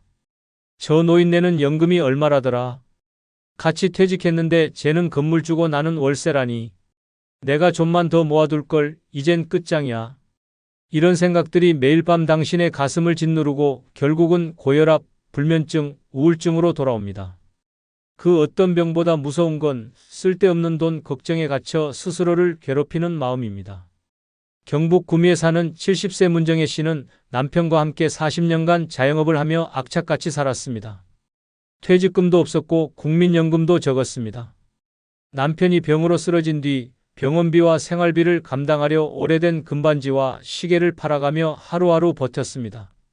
자식들은 각자 살기 바빴고 엄마 힘내요라는 말만 남기고 손은 내밀지 않았습니다. 문 씨는 매일 통장 잔액을 확인하며 잠들었고 3만 원 이상 쓰는 날이면 불안감에 눈을 못 붙였습니다. 그런데 어느 날 이웃 노인이 고급 재건축 아파트에 살면서도 외로움과 허무함에 세상을 등졌다는 이야기를 듣게 되었습니다. 그 순간 문 씨는 멍해졌습니다. 아, 돈이 많아도 결국 혼자 죽을 수 있구나. 그날 이후 문 씨는 생각을 바꿨습니다. 많이 없어도 매일 밥 잘 먹고 웃고 말할 수 있으면 그게 사는 거지. 그때부터 문 씨는 매일 아침 2,000원짜리 콩나물로 국을 끓이고 작은 플라스틱 화분에 고추 모종을 심으며 하루를 시작했습니다. 휴대폰에 웃긴 동영상 하나 저장해 놓고 그걸 보며 하루에 한 번은 크게 웃었습니다. 그리고 매일 밤 손바닥에 적었습니다. 오늘도 잘 살았다. 놀랍게도 몇 달 후 문 씨의 얼굴은 달라졌습니다. 건강도 좋아졌고 마음도 편안해졌고 사람들과 대화도 늘었습니다. 누군가 물었습니다. 뭐 좋은 일 있으셨어요? 문 씨는 웃으며 말했습니다. 돈은 없지만 하루하루가 내 인생에서 제일 부자 같아요. 노년의 돈에 목매면 결국 모든 것을 잃습니다. 몸도 망가지고 관계도 무너지고 삶의 의미도 사라집니다. 반면 있는 만큼 지금 이 순간에 만족하는 사람은 절대 병들지 않습니다. 돈은 많고 적음의 문제가 아닙니다. 쥐고 있는 그 돈을 어떻게 느끼고 쓰느냐가 노후의 질을 결정합니다. 부자가 아니어도 좋습니다. 하루에 3,000원짜리 식사라도 감사하게 먹을 줄 아는 마음, 옷장 속 옷 한 벌을 꺼내 입으며 기분 좋아지는 여유, 지갑에 10,000원이 있을 때 커피 한 잔쯤은 사 마실 수 있는 용기. 그게 노년의 가장 부유한 삶입니다. 비교하지 마십시오. 옆집과 비교하면 내 인생은 항상 초라해집니다. 남이 가진 거엔 끝이 없고 내가 가진 것도 결국은 언젠간 사라집니다. 그렇다면 지금 누리는 것에 집중하십시오. 그리고 매일 이렇게 다짐하십시오. 내 걱정 다 가져가라. 오늘 나는 충분히 잘 살고 있다. 그 말 한마디가 통장보다 강하고 보험보다 든든한 삶의 방패가 될 것입니다. 돈은 불안의 근원이 아닙니다. 비교와 욕심이 당신을 무너뜨릴 뿐입니다. 이제는 그 고리를 끊으십시오. 지금의 하루, 지금의 만족, 지금의 당신. 그것만으로도 충분히 잘 살고 있는 것입니다. 5번째, 노년에 스트레스 없이 사는 방법은 과거의 원망보다 현재의 평화를 선택하는 것입니다. 늙어서 가장 끔찍한 감정은 내가 왜 그때 그렇게 살았을까라는 후회와 그 인간만 아니었으면이라는 원망입니다. 이 두 감정은 마음속에서 썩어가며 결국 병이 되어 몸까지 무너뜨립니다. 생각만 해도 분노가 끓어오르는 그 얼굴, 그 목소리, 그 말 한마디. 잊고 싶어도 잊히지 않는 그 과거. 하지만 그걸 끌어안고 사는 순간 당신의 남은 노년은 평화가 아니라 지옥이 됩니다. 사람은 누구나 상처를 안고 삽니다. 특히 가족에게 받은 상처는 깊고 오래갑니다. 남편의 외면, 자식의 배신, 형제 자매의 배척, 친구의 모욕. 그 모든 기억들이 머릿속에서 재생될 때마다 당신은 지금 이 순간도 괴로움 속에서 늙어갑니다. 경기도 용인에 사는 78세 이윤자 씨는 남편과 50년을 함께 살았습니다. 겉보기엔 평범한 노부부였지만 그 속은 울분과 참음으로 뒤덮인 전쟁터였습니다. 남편은 술에 취해 손찌검을 했고 말끝마다 무시했고 자식들 앞에서도 쓸모없는 여편네라며 모욕을 줬습니다. 그럼에도 이 씨는 자식들 때문에 참고 또 참았습니다. 남편이 뇌경색으로 쓰러졌을 때도 그녀는 묵묵히 간병했습니다. 그러나 남편은 의식이 돌아온 순간조차 밥은 왜 이 모양이야? 라고 악을 썼습니다. 그 순간 이 씨는 속으로 외쳤습니다. 이 인간이 죽어야 내가 산다. 하지만 그날 밤 병실 TV에서 어떤 할머니의 인터뷰를 보게 됐습니다. 그 사람은 죽어가면서도 나를 미워했지만 나는 그를 용서했어요. 내 마음이라도 편해야 내 남은 삶이 지옥이 아니더라고요. 그 말을 들은 이 씨는 처음으로 생각을 바꿨습니다. 내가 왜 저 인간을 미워하느라 내 남은 인생까지 망쳐야 하지? 그날부터 그녀는 원망을 내려놓기 시작했습니다. 말은 줄였고 억지로 미소 지으려 하지 않았고 대신 병원 가는 길에 꽃집에 들러 장미 한 송이를 사서 자기 방에 꽂아두었습니다. 그녀는 조용히 말했습니다. 이제 나는 나를 위해 산다. 놀랍게도 그때부터 이 씨의 건강도 조금씩 나아졌습니다. 혈압약도 줄고 소화도 잘 됐고 밤에도 뒤척임이 줄었습니다. 무엇보다 얼굴에서 그늘이 사라졌습니다. 주변에서는 말했습니다. 표정이 환해지셨어요. 그녀는 웃으며 대답했습니다. 미워하는 거 그거 나한테 너무 독했더라고요. 원망은 상대에게 날리는 칼이 아니라 내 심장을 찌르는 칼입니다. 지금 당신이 끌어안고 있는 그 분노, 그 미움. 그걸 계속 품고 살아봐야 상대는 아무렇지 않고 당신만 병들고 늙고 망가집니다. 이제는 내려놓을 때입니다. 과거를 바꿀 수 없다면 지금이라도 내 감정의 방향은 바꿔야 합니다. 과거에 묶인 사람은 절대 행복해질 수 없습니다. 그 기억은 지워지지 않지만 선택은 가능합니다. 미워하며 살지, 편안히 살지, 용서하지 않아도 좋습니다. 다만 그 감정을 더 이상 곱씹지 말고 묻으십시오. 그리고 하루하루 나를 위한 평화를 선택하십시오. 그게 바로 노년을 지켜내는 가장 강한 무기입니다. 지금 이 순간 마음속에 이렇게 말해보세요. 내 걱정 다 가져가라. 나는 더 이상 과거에 발목 잡히지 않겠다. 그 다짐 하나면 당신의 하루가 바뀌고 몸이 바뀌고 남은 인생이 다시 살아나기 시작할 것입니다.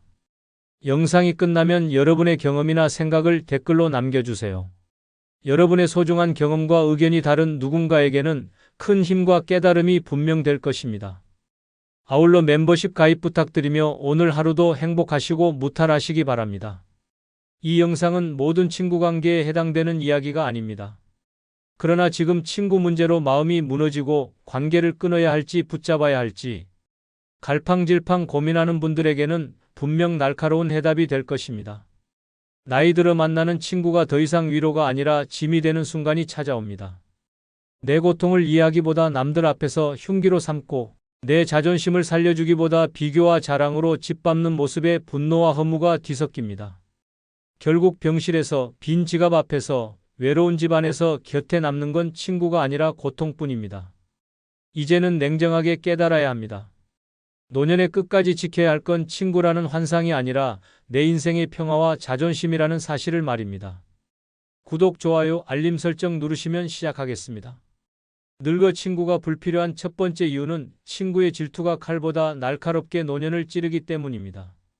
평생을 믿었던 친구의 입에서 흘러나온 독 같은 질투는 가슴을 꿰뚫는 칼날이 되어 늙은 인생을 처참하게 무너뜨립니다.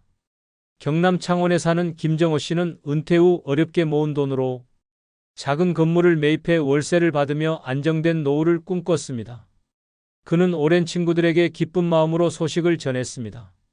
그러나 돌아온 반응은 축하가 아닌 시기와 질투였습니다. 내가 무슨 능력이 있어서 건물주가 됐냐? 라는 비아냥, 언젠간 세금 폭탄 맞아 울고불고 할 거다라는 저주 같은 말들이 쏟아졌습니다. 그 후로 그는 동네에서 사람들의 차가운 시선을 느껴야 했습니다. 친구가 질투심에 떠벌린 뒷담화가 퍼져 있었기 때문입니다. 김 씨는 고개를 떨구며 말했습니다. 기쁨을 나눈다고 했던 게 내 발목을 잡았다. 친구의 질투가 결국 내 마음을 갈기갈기 찢었다. 기쁨이 칼날로 돌아온 그 순간 그는 노년의 우정이 얼마나 잔혹한 허상인지 깨달았습니다. 반대로 친구 없이 혼자 사는 길을 선택하며 질투의 칼날을 피한 사람도 있습니다. 강원도 홍천에 사는 박영자 씨는 남편과 사별한 뒤 친구들과의 교류를 줄였습니다. 모임에 나가면 빠지지 않는 건 자식과 돈에 대한 비교였습니다. 잘 사는 자식을 둔 친구는 우쭐대며 자랑했고 조금이라도 가진 것이 있는 이는 은근히 남을 깔보았습니다. 그녀는 그 속에서 자신이 점점 작아지고 있다는 사실을 절실히 느꼈습니다. 그래서 과감히 모든 모임을 끊었습니다. 대신 그녀는 작은 텃밭을 가꾸며 자신만의 시간을 보냈습니다. 봄에는 상추와 토마토를 키우고 여름에는 고추와 오이를 거두며 마음을 채웠습니다. 손주들이 놀러와 할머니가 키운 거 맛있다며 웃을 때 그녀는 깨달았습니다. 친구들의 질투 어린 눈길보다 손주의 한마디가 1000배는 더 소중하다는 것을 말입니다. 그녀는 환한 얼굴로 말했습니다. 나는 이제 비교도 없고 질투도 없다. 오롯이 내 삶이 전부다. 노년의 친구가 필요 없다는 진실은 여기에 있습니다. 젊을 때는 우정이라 믿었던 관계가 나이 들어서는 질투라는 도구로 바뀝니다. 내가 조금이라도 웃으면 그 웃음을 흉기로 바꾸어 찌르고 내가 조금이라도 잘되면 그 성공을 헐뜯으며 나락으로 끌어내립니다. 친구라는 이름의 칼날은 배신보다도 더 날카롭게 내 마음을 도려냅니다. 그러나 혼자 사는 사람은 다릅니다. 남의 질투와 비교 속에 갇히지 않고 오직 자기 삶의 성취와 작은 행복에 집중합니다. 한 끼 밥을 스스로 지어 먹는 순간, 손주와 웃는 한 장면, 햇살을 받으며 책장을 넘기는 시간, 그것이야말로 질투의 독을 피한 진짜 행복입니다. 늙어 친구가 불필요한 이유는 분명합니다. 친구의 질투는 칼보다 날카롭게 내 인생을 찌르고 내 평화를 무너뜨립니다. 차라리 홀로 사는 편이 100번은 낫습니다. 질투의 눈길에 상처받으며 흔들리는 삶은 지옥이고 질투 없는 고요 속에서 웃을 수 있는 삶은 천국입니다. 이것이 늙어 친구가 필요 없는 가장 충격적이고 냉혹한 이유입니다. 늙어 친구가 불필요한 두 번째 이유는 가장 아픈 상처를 다시 들추는 사람이 친구이기 때문입니다. 믿었던 친구의 입에서 과거의 상처가 농담처럼 흘러나오는 순간 그 말은 날카로운 비수가 되어 심장을 찌릅니다. 전북 군산에 사는 최영준 씨는 젊은 시절 사업 실패로 집을 잃고 가족까지 흩어졌던 아픈 경험이 있었습니다. 오랜 세월 묻어두고 겨우 다시 일어서려던 순간 술자리에서 친구가 웃으며 말했습니다. 야, 너 그때 집 날리고 노숙자처럼 떠돌던 얘기 다 알지? 그걸 잊으면 안 되지. 주변 사람들은 허탈하게 웃었지만 정작 그 말은 최 씨의 가슴을 도려내는 칼날이었습니다. 잊고 싶은 상처를 친구가 농담으로 꺼내 세상에 다시 드러낸 것입니다. 그날 이후 그는 모임에 나가지 않았습니다. 그는 한탄했습니다. 남은 모르는 상처를 가장 잘 아는 친구가 결국 그 상처를 제일 잔인하게 찔러댄다. 결국 그에게 친구란 위로가 아닌 고통의 재현이었고 우정은 도구로 변했습니다. 반대로 아예 친구와 거리를 두고 혼자 살아가며 그 상처를 스스로 감싸 안고 더 이상 건드리지 않은 사람도 있습니다. 경북 안동에 사는 김명자 씨는 젊은 시절 남편의 외도로 극심한 고통을 겪었습니다. 당시 몇몇 친구들은 그녀의 아픔을 위로하는 척했지만 시간이 흐른 뒤 모임에서 술김에 그 일을 다시 들추곤 했습니다. 그래도 내 남편 바람난 얘기는 아직도 잊을 수가 없지? 라는 말은 그녀의 자존심을 송두리째 무너뜨렸습니다. 그래서 그녀는 단호히 친구들과의 관계를 끊었습니다. 이후 그녀는 텃밭을 가꾸고 자신이 좋아하는 노래를 배우며 홀로 삶을 채웠습니다. 누구도 그녀의 과거를 들추지 않았고 아무도 그녀의 상처를 다시 헤집지 않았습니다. 오직 자신만의 치유와 행복으로 삶을 채운 결과 그녀는 환하게 웃으며 말했습니다. 친구들이 들춰내던 과거가 사라지니 비로소 지금의 내가 살아났다. 노년의 친구가 필요 없다는 진실은 바로 여기에 있습니다. 젊을 때는 친구가 위로라고 믿었지만 늙어서는 그들이 가장 잘 아는 내 상처를 가장 잔혹하게 후벼 팝니다. 내가 피눈물로 잊으려는 과거를 다시 꺼내 조롱처럼 던지고 내 마음속 가장 깊은 흉터를 웃음거리로 만듭니다. 하지만 혼자 사는 사람은 다릅니다. 아무도 내 상처를 건드리지 않고 오직 나만이 내 과거를 어떻게 다룰지 선택합니다. 그 침묵과 고요 속에서 진짜 평화가 찾아옵니다. 늙어 친구가 불필요한 이유는 분명합니다. 가장 아픈 상처를 들추고 다시 찌르는 존재가 다름 아닌 친구이기 때문입니다. 차라리 혼자 사는 편이 100번은 낫습니다. 과거의 흉터를 웃음거리로 삼으며 무너지는 삶은 지옥이고 아무도 그 상처를 들추지 않는 고요 속에서 살아가는 삶은 천국입니다. 이것이 늙어 친구가 필요 없는 가장 충격적이고 냉혹한 이유입니다. 늙어 친구가 불필요한 세 번째 이유는 뒤돌아서는 순간 흉보는 게 친구이기 때문입니다. 가장 가까운 자리에서 함께 웃던 사람이 내 등 뒤에서는 가장 잔인한 말로 나를 찌릅니다. 경기 용인에 사는 이만수 씨는 은퇴 후 친구들과 주기적으로 만나며 외로움을 달랬습니다. 모임 자리에서는 서로 안부를 묻고 건강을 챙기라며 웃음을 나눴습니다. 하지만 충격은 그가 우연히 다른 지인에게서 들은 말에서 터졌습니다. 내가 자리 비우자마자 내 아들 아직 취업도 못한다며 다들 한참 흉봤다더라. 순간 얼굴에 피가 가시고 숨이 막혔습니다. 친구라 믿었던 사람들이 내 아픔을 농담거리로 삼고 내 가정을 뒷담화의 술안주로 삼았던 것입니다. 다음 모임에 나갔을 때 친구들은 태연하게 웃으며 잘 지냈냐 묻고 있었지만 이 씨의 귀에는 칼날 같은 조롱의 메아리만 울렸습니다. 그는 절망적으로 말했습니다. 가장 따뜻하다 믿었던 자리가 사실은 내 뒷모습을 찢는 도살장이었다. 늙어서 친구가 주는 위로란 결국 겉모습뿐, 등 돌리는 순간 나를 갈기갈기 찢는 건 친구의 입이었습니다. 반대로 친구 관계를 과감히 끊고 홀로 살아가며 그 상처에서 벗어난 사람도 있습니다. 강원 평창에 사는 김영자 씨는 남편을 떠나보낸 뒤 외로움을 달래려 친구 모임에 나갔지만 늘 돌아올 때마다 마음이 무겁고 찜찜했습니다. 어느 날 우연히 그녀의 집안 이야기가 동네에 퍼져 있는 걸 알게 됐습니다. 친구들과의 자리에서 무심코 털어놓은 속 얘기가 그대로 흉이 되어 떠돌고 있었던 것입니다. 그날 이후 그녀는 모든 모임을 끊었습니다. 대신 매일 아침 산책을 하고 작은 텃밭을 가꾸며 오롯이 자신에게 집중했습니다. 친구가 없는 대신 뒷담화도 사라졌고 비교와 조롱 대신 고요한 평화가 찾아왔습니다. 어느 날 손주가 찾아와 할머니는 늘 마음이 편안해 보여 좋아라고 말했을 때 그녀는 눈물이 날 만큼 뿌듯했습니다. 그녀는 미소 지으며 말했습니다. 이제는 내 얘기를 내 입으로만 하고 그 누구의 흉이 되지 않으니 내 삶이 가벼워졌다. 노년의 친구가 필요 없다는 사실은 여기에 있습니다. 앞에서는 웃고 악수하면서도 뒤돌아서는 순간 흉을 보는 것이 바로 친구입니다. 젊을 때는 웃어넘길 수 있었던 말도 늙어서는 치명적인 상처가 됩니다. 친구와의 대화는 위로가 아니라 뒷담화로 변하고 나를 세워주기는커녕 무너뜨리는 칼날이 됩니다. 반대로 혼자 사는 사람은 다릅니다. 누구의 흉도 되지 않고 누구의 뒷담화에도 시달리지 않습니다. 내 말은 오직 나의 몫으로 남고 내 평화는 온전히 나의 소유가 됩니다. 늙어 친구가 불필요한 이유는 명확합니다. 그들의 웃음은 가면일 뿐 등 돌린 순간 내 삶을 헐뜯는 칼날로 변합니다. 뒷담화와 조롱 속에서 무너지는 삶은 지옥이고 홀로 고요하게 살아도 흉에 휘둘리지 않는 삶은 천국입니다. 결국 노년에 붙잡아야 할 건 친구의 거짓된 위로가 아니라 배신 없는 내 평화입니다. 이것이 늙어 친구가 필요 없는 가장 충격적이고 냉혹한 이유입니다. 늙어 친구가 불필요한 네 번째 이유는 내 실패를 자기 위안거리로 삼는 게 친구이기 때문입니다. 내가 피눈물 흘리며 무너지는 순간조차 친구는 내 고통을 발판 삼아 자기 우월감을 확인합니다. 충남 아산에 사는 이철수 씨는 은퇴 후 모은 돈으로 치킨 가게를 열었다가 불운이 겹쳐 1년도 못 버티고 문을 닫았습니다.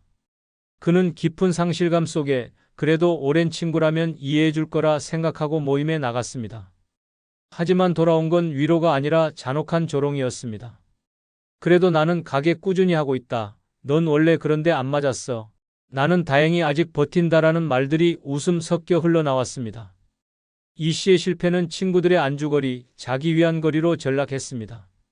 그들은 그의 눈물 속에서 자기 성공을 과시하며 쾌감을 느끼고 있었습니다. 그날 집으로 돌아온 그는 거울을 보며 주먹을 움켜쥐었습니다. 내가 무너진 걸 즐기는 게 친구라니 이건 지옥보다 더 잔인하다. 그 순간 그는 깨달았습니다. 가장 깊은 상처 위에 소금을 뿌리는 건 낯선 타인이 아니라 평생 믿었던 친구라는 사실을 말입니다. 반대로 아예 친구 관계를 끊고 스스로의 실패와 고통을 자신만의 방식으로 치유하며 행복을 되찾은 사람도 있습니다. 전북 익산에 사는 박은주 씨는 남편과 함께 운영하던 작은 식당이 코로나 시기 문을 닫으며 모든 것을 잃었습니다.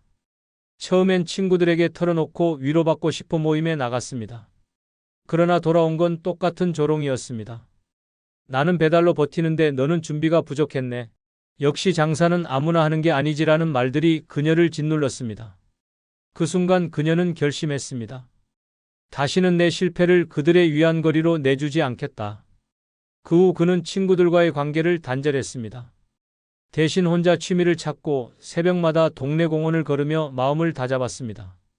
작게 시작한 바느질과 뜨개질은 그녀의 일상이 되었고 나중에는 손수 만든 작품을 온라인에 팔아 작은 수익까지 생겼습니다. 아무도 그녀의 실패를 입에 올리지 않았고 아무도 그녀의 상처를 건드리지 않았습니다. 오직 그녀 자신이 스스로를 일으켜 세웠고 손주들이 할머니가 만든 목도리가 제일 따뜻하다고 말해줄 때 그녀는 친구 대신 자기 자신에게 기대는 삶이 얼마나 단단한지를 느꼈습니다. 그녀는 미소 지으며 말했습니다. 내 실패를 웃음거리로 삼는 사람 대신 내 실패를 다시 시작의 밑거름으로 삼은 건 나 자신이었다. 노년의 친구가 필요 없다는 이유는 분명합니다. 내 실패를 가장 날카롭게 들추고 그것을 자기 위안거리로 삼는 건 언제나 친구입니다. 내가 쓰러진 순간 타인은 모를 수 있어도 친구는 가장 잘 알기에 가장 잔인하게 비틀어 웃습니다. 그러나 친구 없는 사람은 다릅니다. 실패를 오롯이 자신만의 몫으로 감당하며 타인의 시선에 휘둘리지 않고 다시 일어섭니다. 내 실패가 누군가의 자랑거리가 되지 않고 오직 내 성장의 디딤돌이 되는 것입니다. 늙어 친구가 불필요한 이유는 냉혹합니다. 내 눈물은 그들의 위안이 되고 내 무너짐은 그들의 웃음거리가 되기 때문입니다. 차라리 홀로 살아도 내 실패를 나만의 힘으로 끌어안는 삶이 100번은 낫습니다. 친구의 조롱 속에서 무너지는 노년은 지옥이고 나만의 힘으로 다시 일어서는 노년은 천국입니다. 이것이 늙어 친구가 필요 없는 가장 충격적이고 잔혹한 이유입니다. 늙어 친구가 불필요한 5번째 이유는 내 인생을 평가하는 재판관처럼 굴기 때문입니다. 가장 가깝게 웃던 친구가 내 삶의 법정을 열고 판결문을 읽어내릴 때 그 모욕과 수치심은 지옥의 심판보다 더 잔인합니다. 경기도 시흥에 사는 윤창호 씨는 은퇴 후 자식과 멀리 떨어져 혼자 살아가고 있었습니다. 어느 날 오랜 친구 모임에 나가 조심스레 요즘은 혼자 지내니 적적하다는 말을 꺼냈습니다. 그러나 돌아온 대답은 위로가 아니었습니다. 그래도 내가 자식 잘못 둔 거지. 우리 애들은 다들 잘 사는데 너는 왜 그러냐? 너 그렇게 살다간 병원비 때문에 다 무너질 거다라며 마치 판사처럼 인생 전체를 평가했습니다. 순간 얼굴이 화끈 달아오르고 숨이 막혔습니다. 위로를 기대한 마음은 산산조각 났고 친구라는 이름의 재판관은 그의 삶을 조롱해 법정에 세워버렸습니다. 윤 씨는 떨리는 목소리로 중얼거렸습니다. 가장 따뜻해야 할 자리에서 내 인생은 유죄 판결을 받았다. 친구의 혀끝은 칼보다 날카로웠고 웃음 뒤에 감춰진 그 심판은 노년의 자존심을 무자비하게 무너뜨렸습니다. 반대로 애초부터 친구에게 삶을 평가받지 않고 혼자만의 세상에서 오롯이 살아가며 평화를 얻은 사례도 있습니다. 충남 보령에 사는 김정희 씨는 남편을 떠나보낸 뒤 처음에는 외로움을 달래려 친구들과 어울렸습니다. 하지만 모임에서 매번 반복된 건 그녀의 삶에 대한 평가였습니다. 넌 아직도 전세살이냐? 내 아들은 결혼도 못했더라며? 같은 말들은 날마다 그녀를 조롱하고 자존심을 찢어버렸습니다. 그래서 그녀는 모든 모임을 끊었습니다. 이후 그녀는 자신이 진짜 좋아했던 그림을 다시 시작했습니다. 작은 방 한켠에 이젤을 세우고 매일 물감을 펼쳐놓으며 살아갔습니다. 작품을 완성할 때마다 느낀 성취감은 친구들의 평가 따위와는 비교도 안 되는 기쁨이었습니다. 손주들이 할머니 그림 진짜 멋있어라고 말해줄 때 그녀는 깨달았습니다. 내 삶을 심판하는 건 친구가 아니라 나 자신이다. 그 순간 그녀는 웃으며 평가의 족쇄에서 완전히 벗어났습니다. 노년의 친구가 필요 없다는 진실은 바로 여기에 있습니다. 젊을 땐 웃어넘길 수 있었던 말도 늙어서는 심장이 무너지는 독이 됩니다. 친구라는 이름 아래 모인 자리에서 내 인생은 평가의 대상이 되고 내 선택은 유죄 판결을 받습니다. 하지만 혼자 사는 사람은 다릅니다. 누구의 재판정에도 서지 않고 누구의 심판에도 흔들리지 않습니다. 내 삶은 오직 내가 결정하고 내 가치는 내가 정의합니다. 늙어 친구가 불필요한 이유는 분명합니다. 친구는 어느 순간 인생의 동반자가 아니라 내 삶을 평가하는 재판관으로 돌변합니다. 그들의 혀끝에서 쏟아지는 심판은 내 자존심을 산산조각 내고 노년의 평화를 파괴합니다. 차라리 홀로 살아도 내 인생의 판사는 오직 나 하나뿐인 삶이 100번은 낫습니다. 친구의 심판 속에 무너지는 노년은 지옥이고 스스로를 인정하며 사는 노년은 천국입니다. 이것이 늙어 친구가 필요 없는 가장 충격적이고 냉혹한 이유입니다. 늙어 친구가 불필요한 6번째 이유는 내 비밀을 무기로 바꾸는 게 친구이기 때문입니다. 오랜 세월 가장 믿었던 친구에게 털어놓은 한마디가 결국 내 인생을 무너뜨리는 흉기가 되어 돌아오는 순간 그 고통은 낯선 이의 배신보다 수십 배 잔혹합니다. 경북 구미에 사는 한상우 씨는 젊은 시절 사업에 실패해 파산 선고까지 받았던 아픈 과거가 있었습니다. 그는 평생 묻어두고 싶었지만 오랜 친구에게만은 속마음을 털어놓았습니다. 너만은 알았으면 한다는 말과 함께 눈물 섞인 고백을 했습니다. 그러나 몇 달 뒤 그는 청천벽력 같은 장면을 목격했습니다. 그 친구가 다른 지인들에게 술자리에서 한상우도 한때 쫄딱 망해서 집 날리고 거지꼴 됐었지라며 비밀을 떠벌리고 다닌 것이었습니다. 순식간에 그의 과거는 뒷담화의 소재가 되었고 동네 사람들의 시선은 비수처럼 날카롭게 꽂혔습니다. 자식들마저 아버지, 왜 그런 얘기가 남들 사이에서 오르내리냐고 따지며 얼굴을 붉혔습니다. 상우 씨는 처절하게 중얼거렸습니다. 내 인생의 가장 큰 상처를 흉기로 만든 건 낯선 사람이 아니라 가장 믿었던 친구였다. 결국 그는 인간관계 대부분을 끊고 홀로 살 길을 택할 수밖에 없었습니다. 반대로 친구라는 허상을 거부하고 오직 자신에게만 비밀을 맡긴 채 평화를 되찾은 사람도 있습니다. 전남 순천에 사는 김순자 씨는 남편과 사별한 뒤 외로움을 달래려 친구들에게 자주 속내를 털어놓곤 했습니다. 하지만 어느 날 동네에 그녀의 사적인 이야기가 그대로 퍼져 있음을 알게 됐습니다. 누군가 흘린 비밀이 가십이 되어 돌아온 것이었습니다. 그날 이후 그녀는 결심했습니다. 다시는 내 인생을 남의 입에 올리지 않겠다. 그 후로 모든 친구 관계를 정리하고 오롯이 혼자의 삶을 살았습니다. 혼자 밥을 먹고 혼자 산책을 하며 혼자 노래를 흥얼거렸습니다. 대신 일기를 쓰며 마음을 달랬고 비밀은 오직 종이 위에만 남겼습니다. 누구도 그녀의 아픔을 무기로 바꾸지 않았고 누구도 그녀의 과거를 흉기로 삼지 않았습니다. 시간이 흐르자 그녀는 오히려 더 단단해졌습니다. 손주들이 놀러와 할머니는 왜 이렇게 항상 마음이 편안해 보여? 라고 묻자 그녀는 미소를 지으며 대답했습니다. 내 비밀은 이제 나만 아는 거다. 그래서 난 무너지지 않는다. 노년의 친구가 필요 없다는 진실은 바로 여기에 있습니다. 젊을 때는 술잔을 나누며 속마음을 털어놓는 것이 우정이라고 믿었습니다. 그러나 늙어서 그 비밀은 흉기로 바뀌어 내 가슴을 찌릅니다. 친구라 부른 사람의 혀끝은 나를 위로하지 않고 오히려 내 과거를 꺼내들며 조롱과 비교의 무기로 삼습니다. 하지만 혼자 사는 사람은 다릅니다.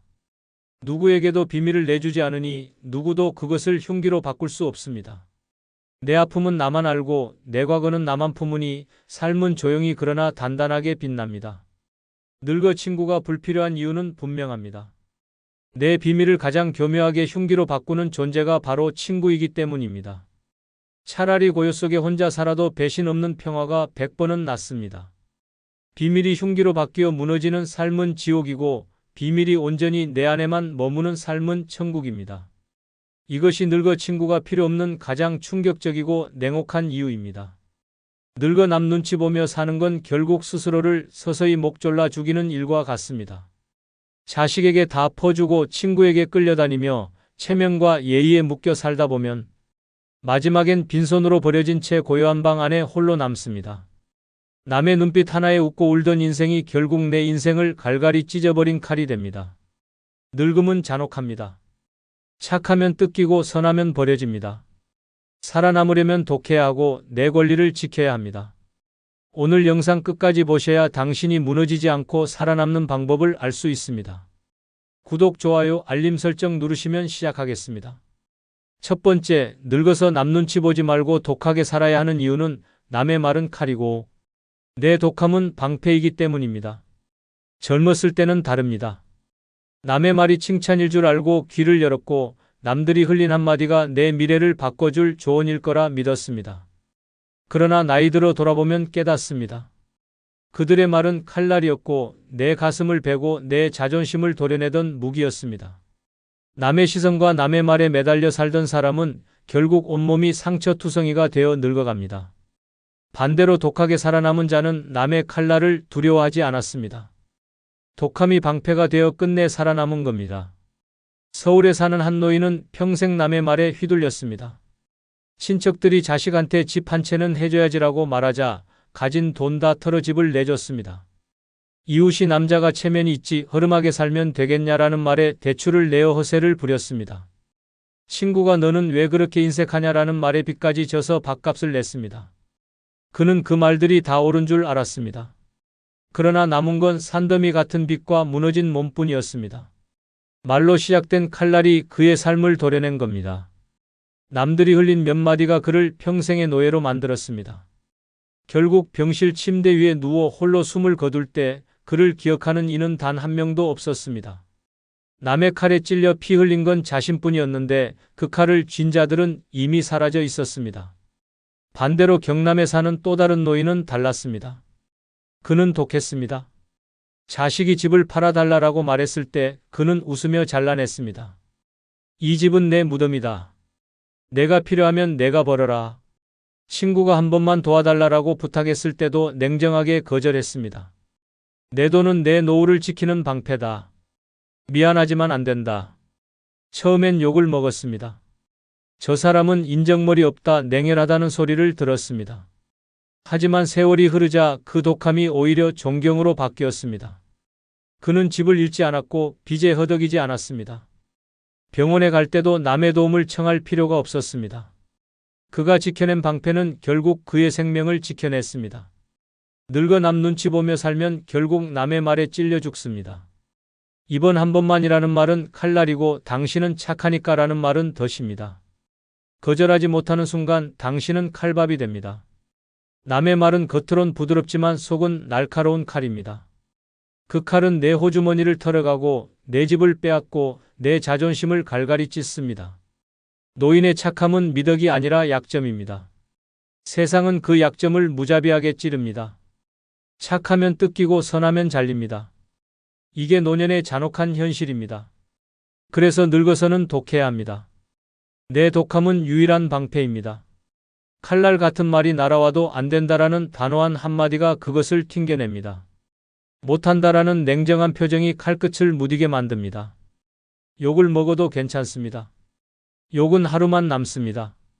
하지만 내가 내 방패를 내려놓는 순간 그 칼은 평생을 베어갑니다. 남의 시선과 말에 휘둘려 사는 건 스스로 무덤을 파는 일입니다. 독하게 살아남는 자는 끝내 스스로를 지켜내며 마지막 순간에도 당당히 눈을 감을 수 있습니다. 두 번째, 늙어서 남 눈치 보지 말고. 독하게 살아야 하는 이유는 남 눈치 보며 사는 건 내 목줄을 내주는 것이기 때문입니다. 젊을 때는 다릅니다. 남의 시선에 맞춰 옷을 고르고 체면 때문에 웃으며 굽실거리고 하고 싶은 말은 삼키고 남 좋은 소리만 내뱉었습니다. 그땐 그게 사회에서 살아남는 방법이라 믿었습니다. 그러나 늙고 나면 알게 됩니다. 그 습관이 결국 내 목에 줄을 매고 스스로 남의 발밑에 무릎 꿇게 만드는 족쇄라는 사실을. 착하게 예의 있게 남 눈치 보며 살던 노인의 최후는 비참합니다. 남들은 웃으며 내 목줄을 잡아당기고 나는 질식하듯 무너집니다. 서울에 사는 한 노인은 평생을 남의 눈치에 매달렸습니다. 좋은 아버지라 불리고 싶어 자식이 원하는 건 다 들어줬습니다. 결혼자금, 집 마련, 손주 양육까지 없는 돈까지 끌어다 줬습니다. 친척들이 인정머리 없는 사람 소리할까봐 빚내서라도 도와줬습니다. 이웃이 뭐라 할까 두려워 본인 병원비를 줄여가며 남에게 베풀었습니다. 결국 남은 건 텅 빈 통장과 고장난 몸뿐이었습니다. 늙고 병들어 병실에 누워있을 때 그 노인은 마지막까지 핸드폰만 붙들고 있었습니다. 혹시라도 자식이 연락 올까 기대했지만 전화는 끝내 울리지 않았습니다. 그는 눈치 보며 살아온 대가로 목줄을 내주었고 남들이 잡아당기는 대로 끌려다녀 결국 아무도 곁에 없는 빈방 안에서 서서히 죽어갔습니다. 반대로 경북의 한 노인은 달랐습니다. 그는 일찍부터 독했습니다.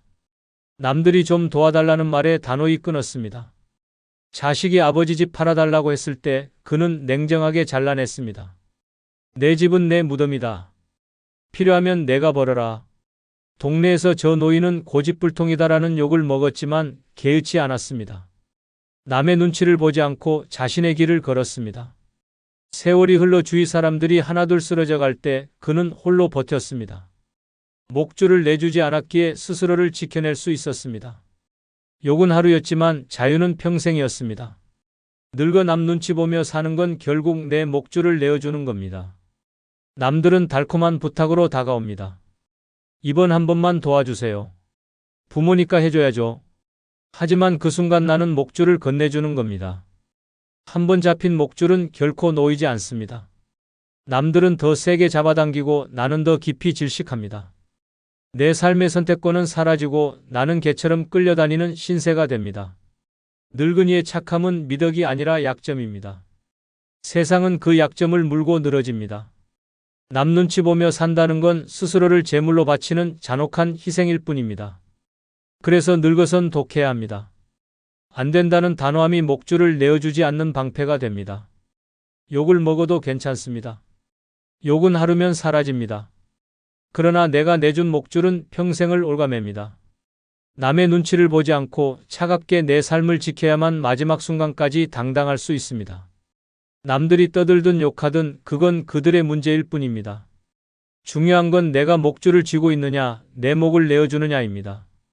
독하게 내 목줄을 스스로 쥔 자는 마지막까지 자기 길을 걸으며 당당히 삶을 마무리할 수 있습니다. 세 번째, 늙어서 남 눈치 보지 말고.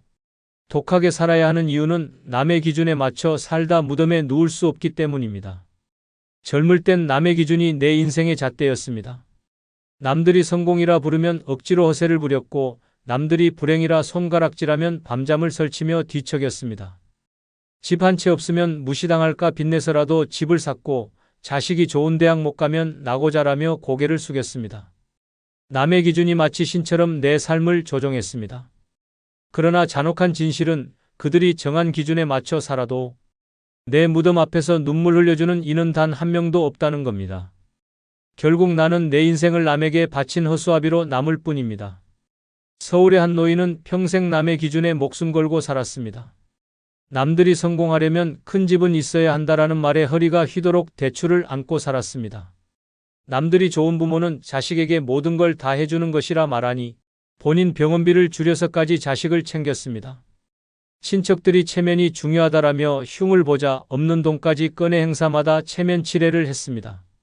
그렇게 남의 기준에 끌려다니며 살아온 결과 그는 늙어 몸은 무너지고 통장은 바닥났습니다. 무덤 앞에 서서 그래도 남들 눈엔 괜찮게 보였겠지라는 위안밖에 남지 않았습니다. 그러나 정작 남들은 그의 죽음을 이야기거리로 삼을 뿐 단 하루도 그의 희생을 기억하지 않았습니다. 그는 남의 기준이라는 쇠사슬에 묶여 살다 무덤 속까지 질질 끌려 들어간 것입니다. 반대로 부산의 한 노인은 달랐습니다. 그는 일찍이 남의 기준을 내던졌습니다. 내 나이에 그게 말이 되냐라는 조롱에도 하고 싶은 일을 했습니다. 자식이 뭐라 해도 내 돈은 내 즐거움에 썼고 체면 따위는 집 앞 쓰레기통에 던져버렸습니다. 사람들은 그를 두고 제멋대로 산다고 욕했습니다. 그러나 늙고 보니 그는 누구보다 당당했습니다. 무덤 앞에서도 후회가 없었습니다. 남의 기준이 아닌 자신의 기준으로 살았기에 마지막 숨조차 자유로웠습니다. 세상은 그의 독함을 욕했지만 결국 웃으며 삶을 마무리한 쪽은 그였습니다. 남의 기준에 맞춰 사는 건 곧 스스로의 목숨을 팔아넘기는 일입니다. 세상은 끝없이 요구합니다. 좋은 부모라면 이렇게 해야지. 남자가 이 정도는 해야 체면이 서지. 늙은이도 저 정도는 해야 욕먹지 않는다. 그 말들은 칼날이고 족쇄입니다. 거기에 맞추려 애쓰는 순간 내 인생은 산산조각 납니다. 무덤 앞에서조차 남들이 정해준 기준에 끌려간다면 그보다 더 비참한 죽음은 없습니다. 그래서 늙어선 독해야 합니다. 내 인생의 기준은 오직 나여야 합니다. 하고 싶은 일을 하고 쓰고 싶은 곳에 돈을 쓰고 가고 싶은 길을 가야 합니다. 남들이 뭐라 하든 상관없습니다. 욕은 하루면 사라지지만 내가 남긴 삶의 흔적은 평생 갑니다. 무덤에 누울 때조차 남 눈치 보며 그래도 체면은 지켰다라 말하며 죽는 건 스스로를 모욕하는 일입니다. 독하게 나의 기준을 지켜낸 자만이 마지막 순간까지 자유로운 인간으로 무덤에 누울 수 있습니다. 네 번째, 늙어서 남 눈치 보지 말고 독하게 살아야 하는 이유는 남에게 잘해줘도 돌아오는 건 배신뿐이기 때문입니다. 젊을 때는 다릅니다. 베풀면 돌아온다고 믿었고 착하게 살면 언젠가 보상받을 거라 생각했습니다. 하지만 세월이 흐르고 늙어보니 그 믿음은 잔혹한 환상이었습니다. 내가 남에게 쏟아부은 선의와 희생은 아무 흔적도 없이 사라졌습니다. 잘해준 만큼 되돌아오는 건 고마움이 아니라 배신이었고 결국 남은 건 이용당한 기억과 찢겨진 마음뿐이었습니다. 서울에 사는 한 노인은 평생 남을 위해 살았습니다. 자식이 원하면 학비를 대주고 결혼할 때는 빚까지 내서 집을 마련해줬습니다. 친척들이 어려움을 호소하면 본인 병원비를 줄여가며 도왔습니다. 친구가 힘들다 하면 한밤중에도 달려갔습니다. 그는 늘 내가 잘해주면 언젠가 돌아오겠지라 믿었습니다. 그러나 늙어 몸이 병들고 도움이 필요할 때 자식은 이제는 우리도 힘들다라는 말만 남기고 떠났습니다. 친척들은 연락을 끊었고 친구들은 외면했습니다. 그는 병실 침대에 홀로 누워 눈물만 흘렸습니다. 잘해준 기억은 모두 사라지고 되돌아온 건 잔혹한 배신뿐이었습니다. 반대로 부산에 사는 한 노인은 달랐습니다. 그는 일찍이 깨달았습니다. 남에게 잘해주면 그들은 당연한 줄 안다. 그래서 그는 철저히 독했습니다. 자식이 집을 달라 해도 단호히 거절했고 친구가 돈을 빌려달라 해도 냉정하게 끊었습니다. 남들은 그를 욕했습니다. 냉정하다, 독하다, 인정머리 없다. 하지만 세월이 지나고 보니 그는 살아남았습니다. 자식에게도 무시당하지 않았고 친구에게도 이용당하지 않았습니다. 그의 독함은 방패가 되었고 그 방패가 마지막까지 그를 지켜냈습니다. 욕은 하루였지만 자유는 평생이었습니다. 늙어 남에게 잘해주며 산다는 건 곧 내 인생을 내어주는 겁니다. 그들은 고마워하지 않습니다. 오히려 더 큰 요구를 들임입니다. 부모니까 당연히 해줘야지. 친구라면 이 정도는 도와야지. 그렇게 시작된 선의는 끝내 내 목을 조르는 올가미가 됩니다. 잘해줄수록 그들의 칼날은 날카로워지고 결국 내 등을 찔러 파멸로 몰아갑니다. 노인의 선함은 미덕이 아닙니다. 세상은 그 착함을 물고 뜯어먹는 먹잇감으로 여깁니다. 그래서 늙어선 독해야 합니다. 거절할 땐 차갑게, 끊을 땐 잔혹하게 끊어야 합니다. 욕을 먹어도 괜찮습니다. 욕은 하루만 남습니다. 그러나 배신은 평생을 찌릅니다. 독하게 나를 지켜내야만 마지막 순간까지 무너지지 않습니다. 남에게 잘해줘도 돌아오는 건 고마움이 아니라 배신이라는 잔혹한 진실을 잊지 말아야 합니다. 늙어서 남 눈치 보지 말고 독하게 살아야 하는 이유는 분명합니다. 남에게 잘해줘도 돌아오는 건 배신뿐이기 때문입니다. 그 배신 앞에서 무너질 것인가 아니면 독함으로 내 삶을 지켜낼 것인가는 오직 내 선택입니다. 늙은 인생을 잔혹한 배신으로 끝내고 싶지 않다면 지금 당장 독하게 변해야 합니다. 그래야만 마지막 숨을 내쉴 때 적어도 나는 나를 지켰다라고 말할 수 있습니다. 5번째, 늙어서 남 눈치 보지 말고 독하게 살아야 하는 이유는 남 눈치 보며 양보하다. 내 권리 다 잃기 때문입니다. 젊을 때는 남에게 양보하면 착하다는 소리를 듣고 체면을 세운 것 같아 스스로를 위로했습니다. 하지만 늙어 돌아보면 그 양보가 내 권리를 송두리째 뜯어가는 칼날이었다는 걸 깨닫습니다. 남을 위해 한 발 물러설 때마다 내 몫의 땅이 잘려나가고 내 자리 하나가 사라지며 결국 마지막엔 내 인생 전체가 빼앗깁니다. 양보는 미덕이 아니라 스스로의 권리를 내던지는 자해의 행위였고 늙은 순간 그 대가는 피눈물로 돌아옵니다. 서울에 사는 한 노인은 평생 양보하며 살았습니다. 자식에게 좋은 집을 물려주겠다며 본인 노후 자금을 다 내줬습니다. 친척들이 형님, 이번에 좀 도와주셔야죠 라며 다가올 때마다 체면 때문에 한 번도 거절하지 않았습니다. 심지어 병원 대기실에서도 남들에게 자리를 양보하며 나보다 젊으니 앉으라 했습니다. 그는 착한 사람, 좋은 아버지, 좋은 이웃이라는 소리를 들었습니다. 그러나 남은 건 무엇입니까? 병든 몸을 부여잡고도 병원비조차 없어 치료를 포기했고 자식은 이제는 우리도 힘들다며 등을 돌렸습니다. 결국 그는 집 한 칸 없이 요양병원 구석방에 홀로 버려졌습니다.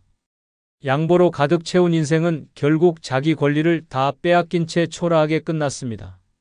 남들이 부르던 좋은 사람이라는 말은 무덤 앞에서 단 하루도 그를 지켜주지 않았습니다. 반대로 부산에 사는 또 다른 노인은 달랐습니다.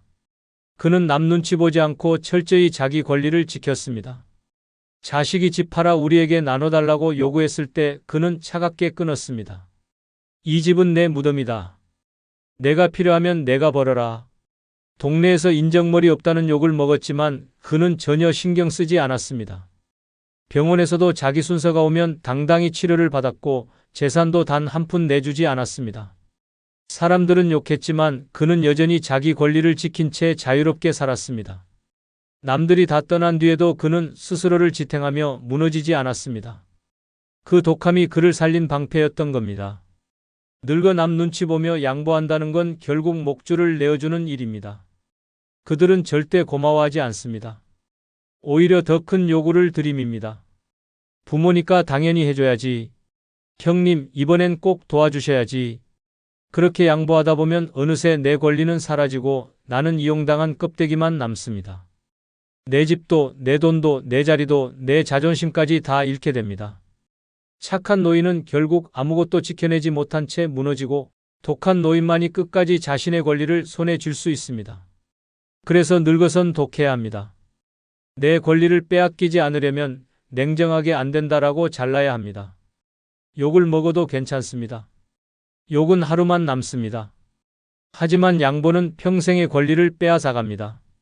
늙은 인생의 마지막에 내가 설 자리를 지키고 싶다면 이제라도 독하게 변해야 합니다. 독하게 내 권리를 지킨 자는 마지막 순간까지 당당히 자기 몫을 지켜내며 무덤에 누울 수 있습니다. 6번째, 늙어서 남 눈치 보지 말고 독하게 살아야 하는 이유는 남 따라 돈 쓰다 결국 빈털터리로 끝나기 때문입니다. 젊을 때는 달랐습니다. 체면 때문에, 비교 때문에 남들 눈에 초라해 보이기 싫어서 없는 돈까지 쥐어짜냈습니다. 친구가 해외여행 간다 하면 카드 빚을 내서라도 따라갔고 친척 모임에서 눈치 보이며 값비싼 선물을 건넸습니다.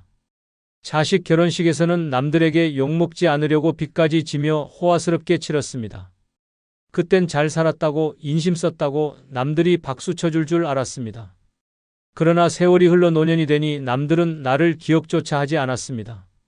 남 따라 돈 쓰던 그 습관 하나가 내 노후를 완전히 거덜냈고 결국 남은 건 텅 빈 통장과 서늘한 방바닥뿐이었습니다. 서울에 사는 한 노인은 평생을 남의 기준에 맞춰 돈을 쓰며 살았습니다. 회사에서 잘 나가는 동료들이 고급 외제차를 타자 그도 빚을 내서 차를 바꿨습니다. 아이들 학원비 경쟁에서 밀리지 않으려고 적금을 깨고 결혼식은 호텔에서 해야 체면이 산다며 집을 담보로 대출까지 받았습니다. 그는 늘 내가 남보다 뒤처지면 안 된다라는 강박에 시달렸습니다. 하지만 은퇴 후 수입이 끊기자 지옥이 시작됐습니다. 대출이자와 생활비가 목을 죄었고 자식은 외면했습니다. 결국 노인은 집을 팔아 전세로 밀려났고 나중에는 전세조차 감당하지 못해 월세방으로 내몰렸습니다.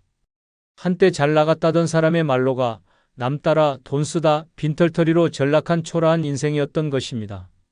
반대로 부산에 사는 또 다른 노인은 달랐습니다. 그는 일찌감치 결심했습니다. 남이 뭐라 하든 내 돈은 내 노후를 위해 쓰겠다.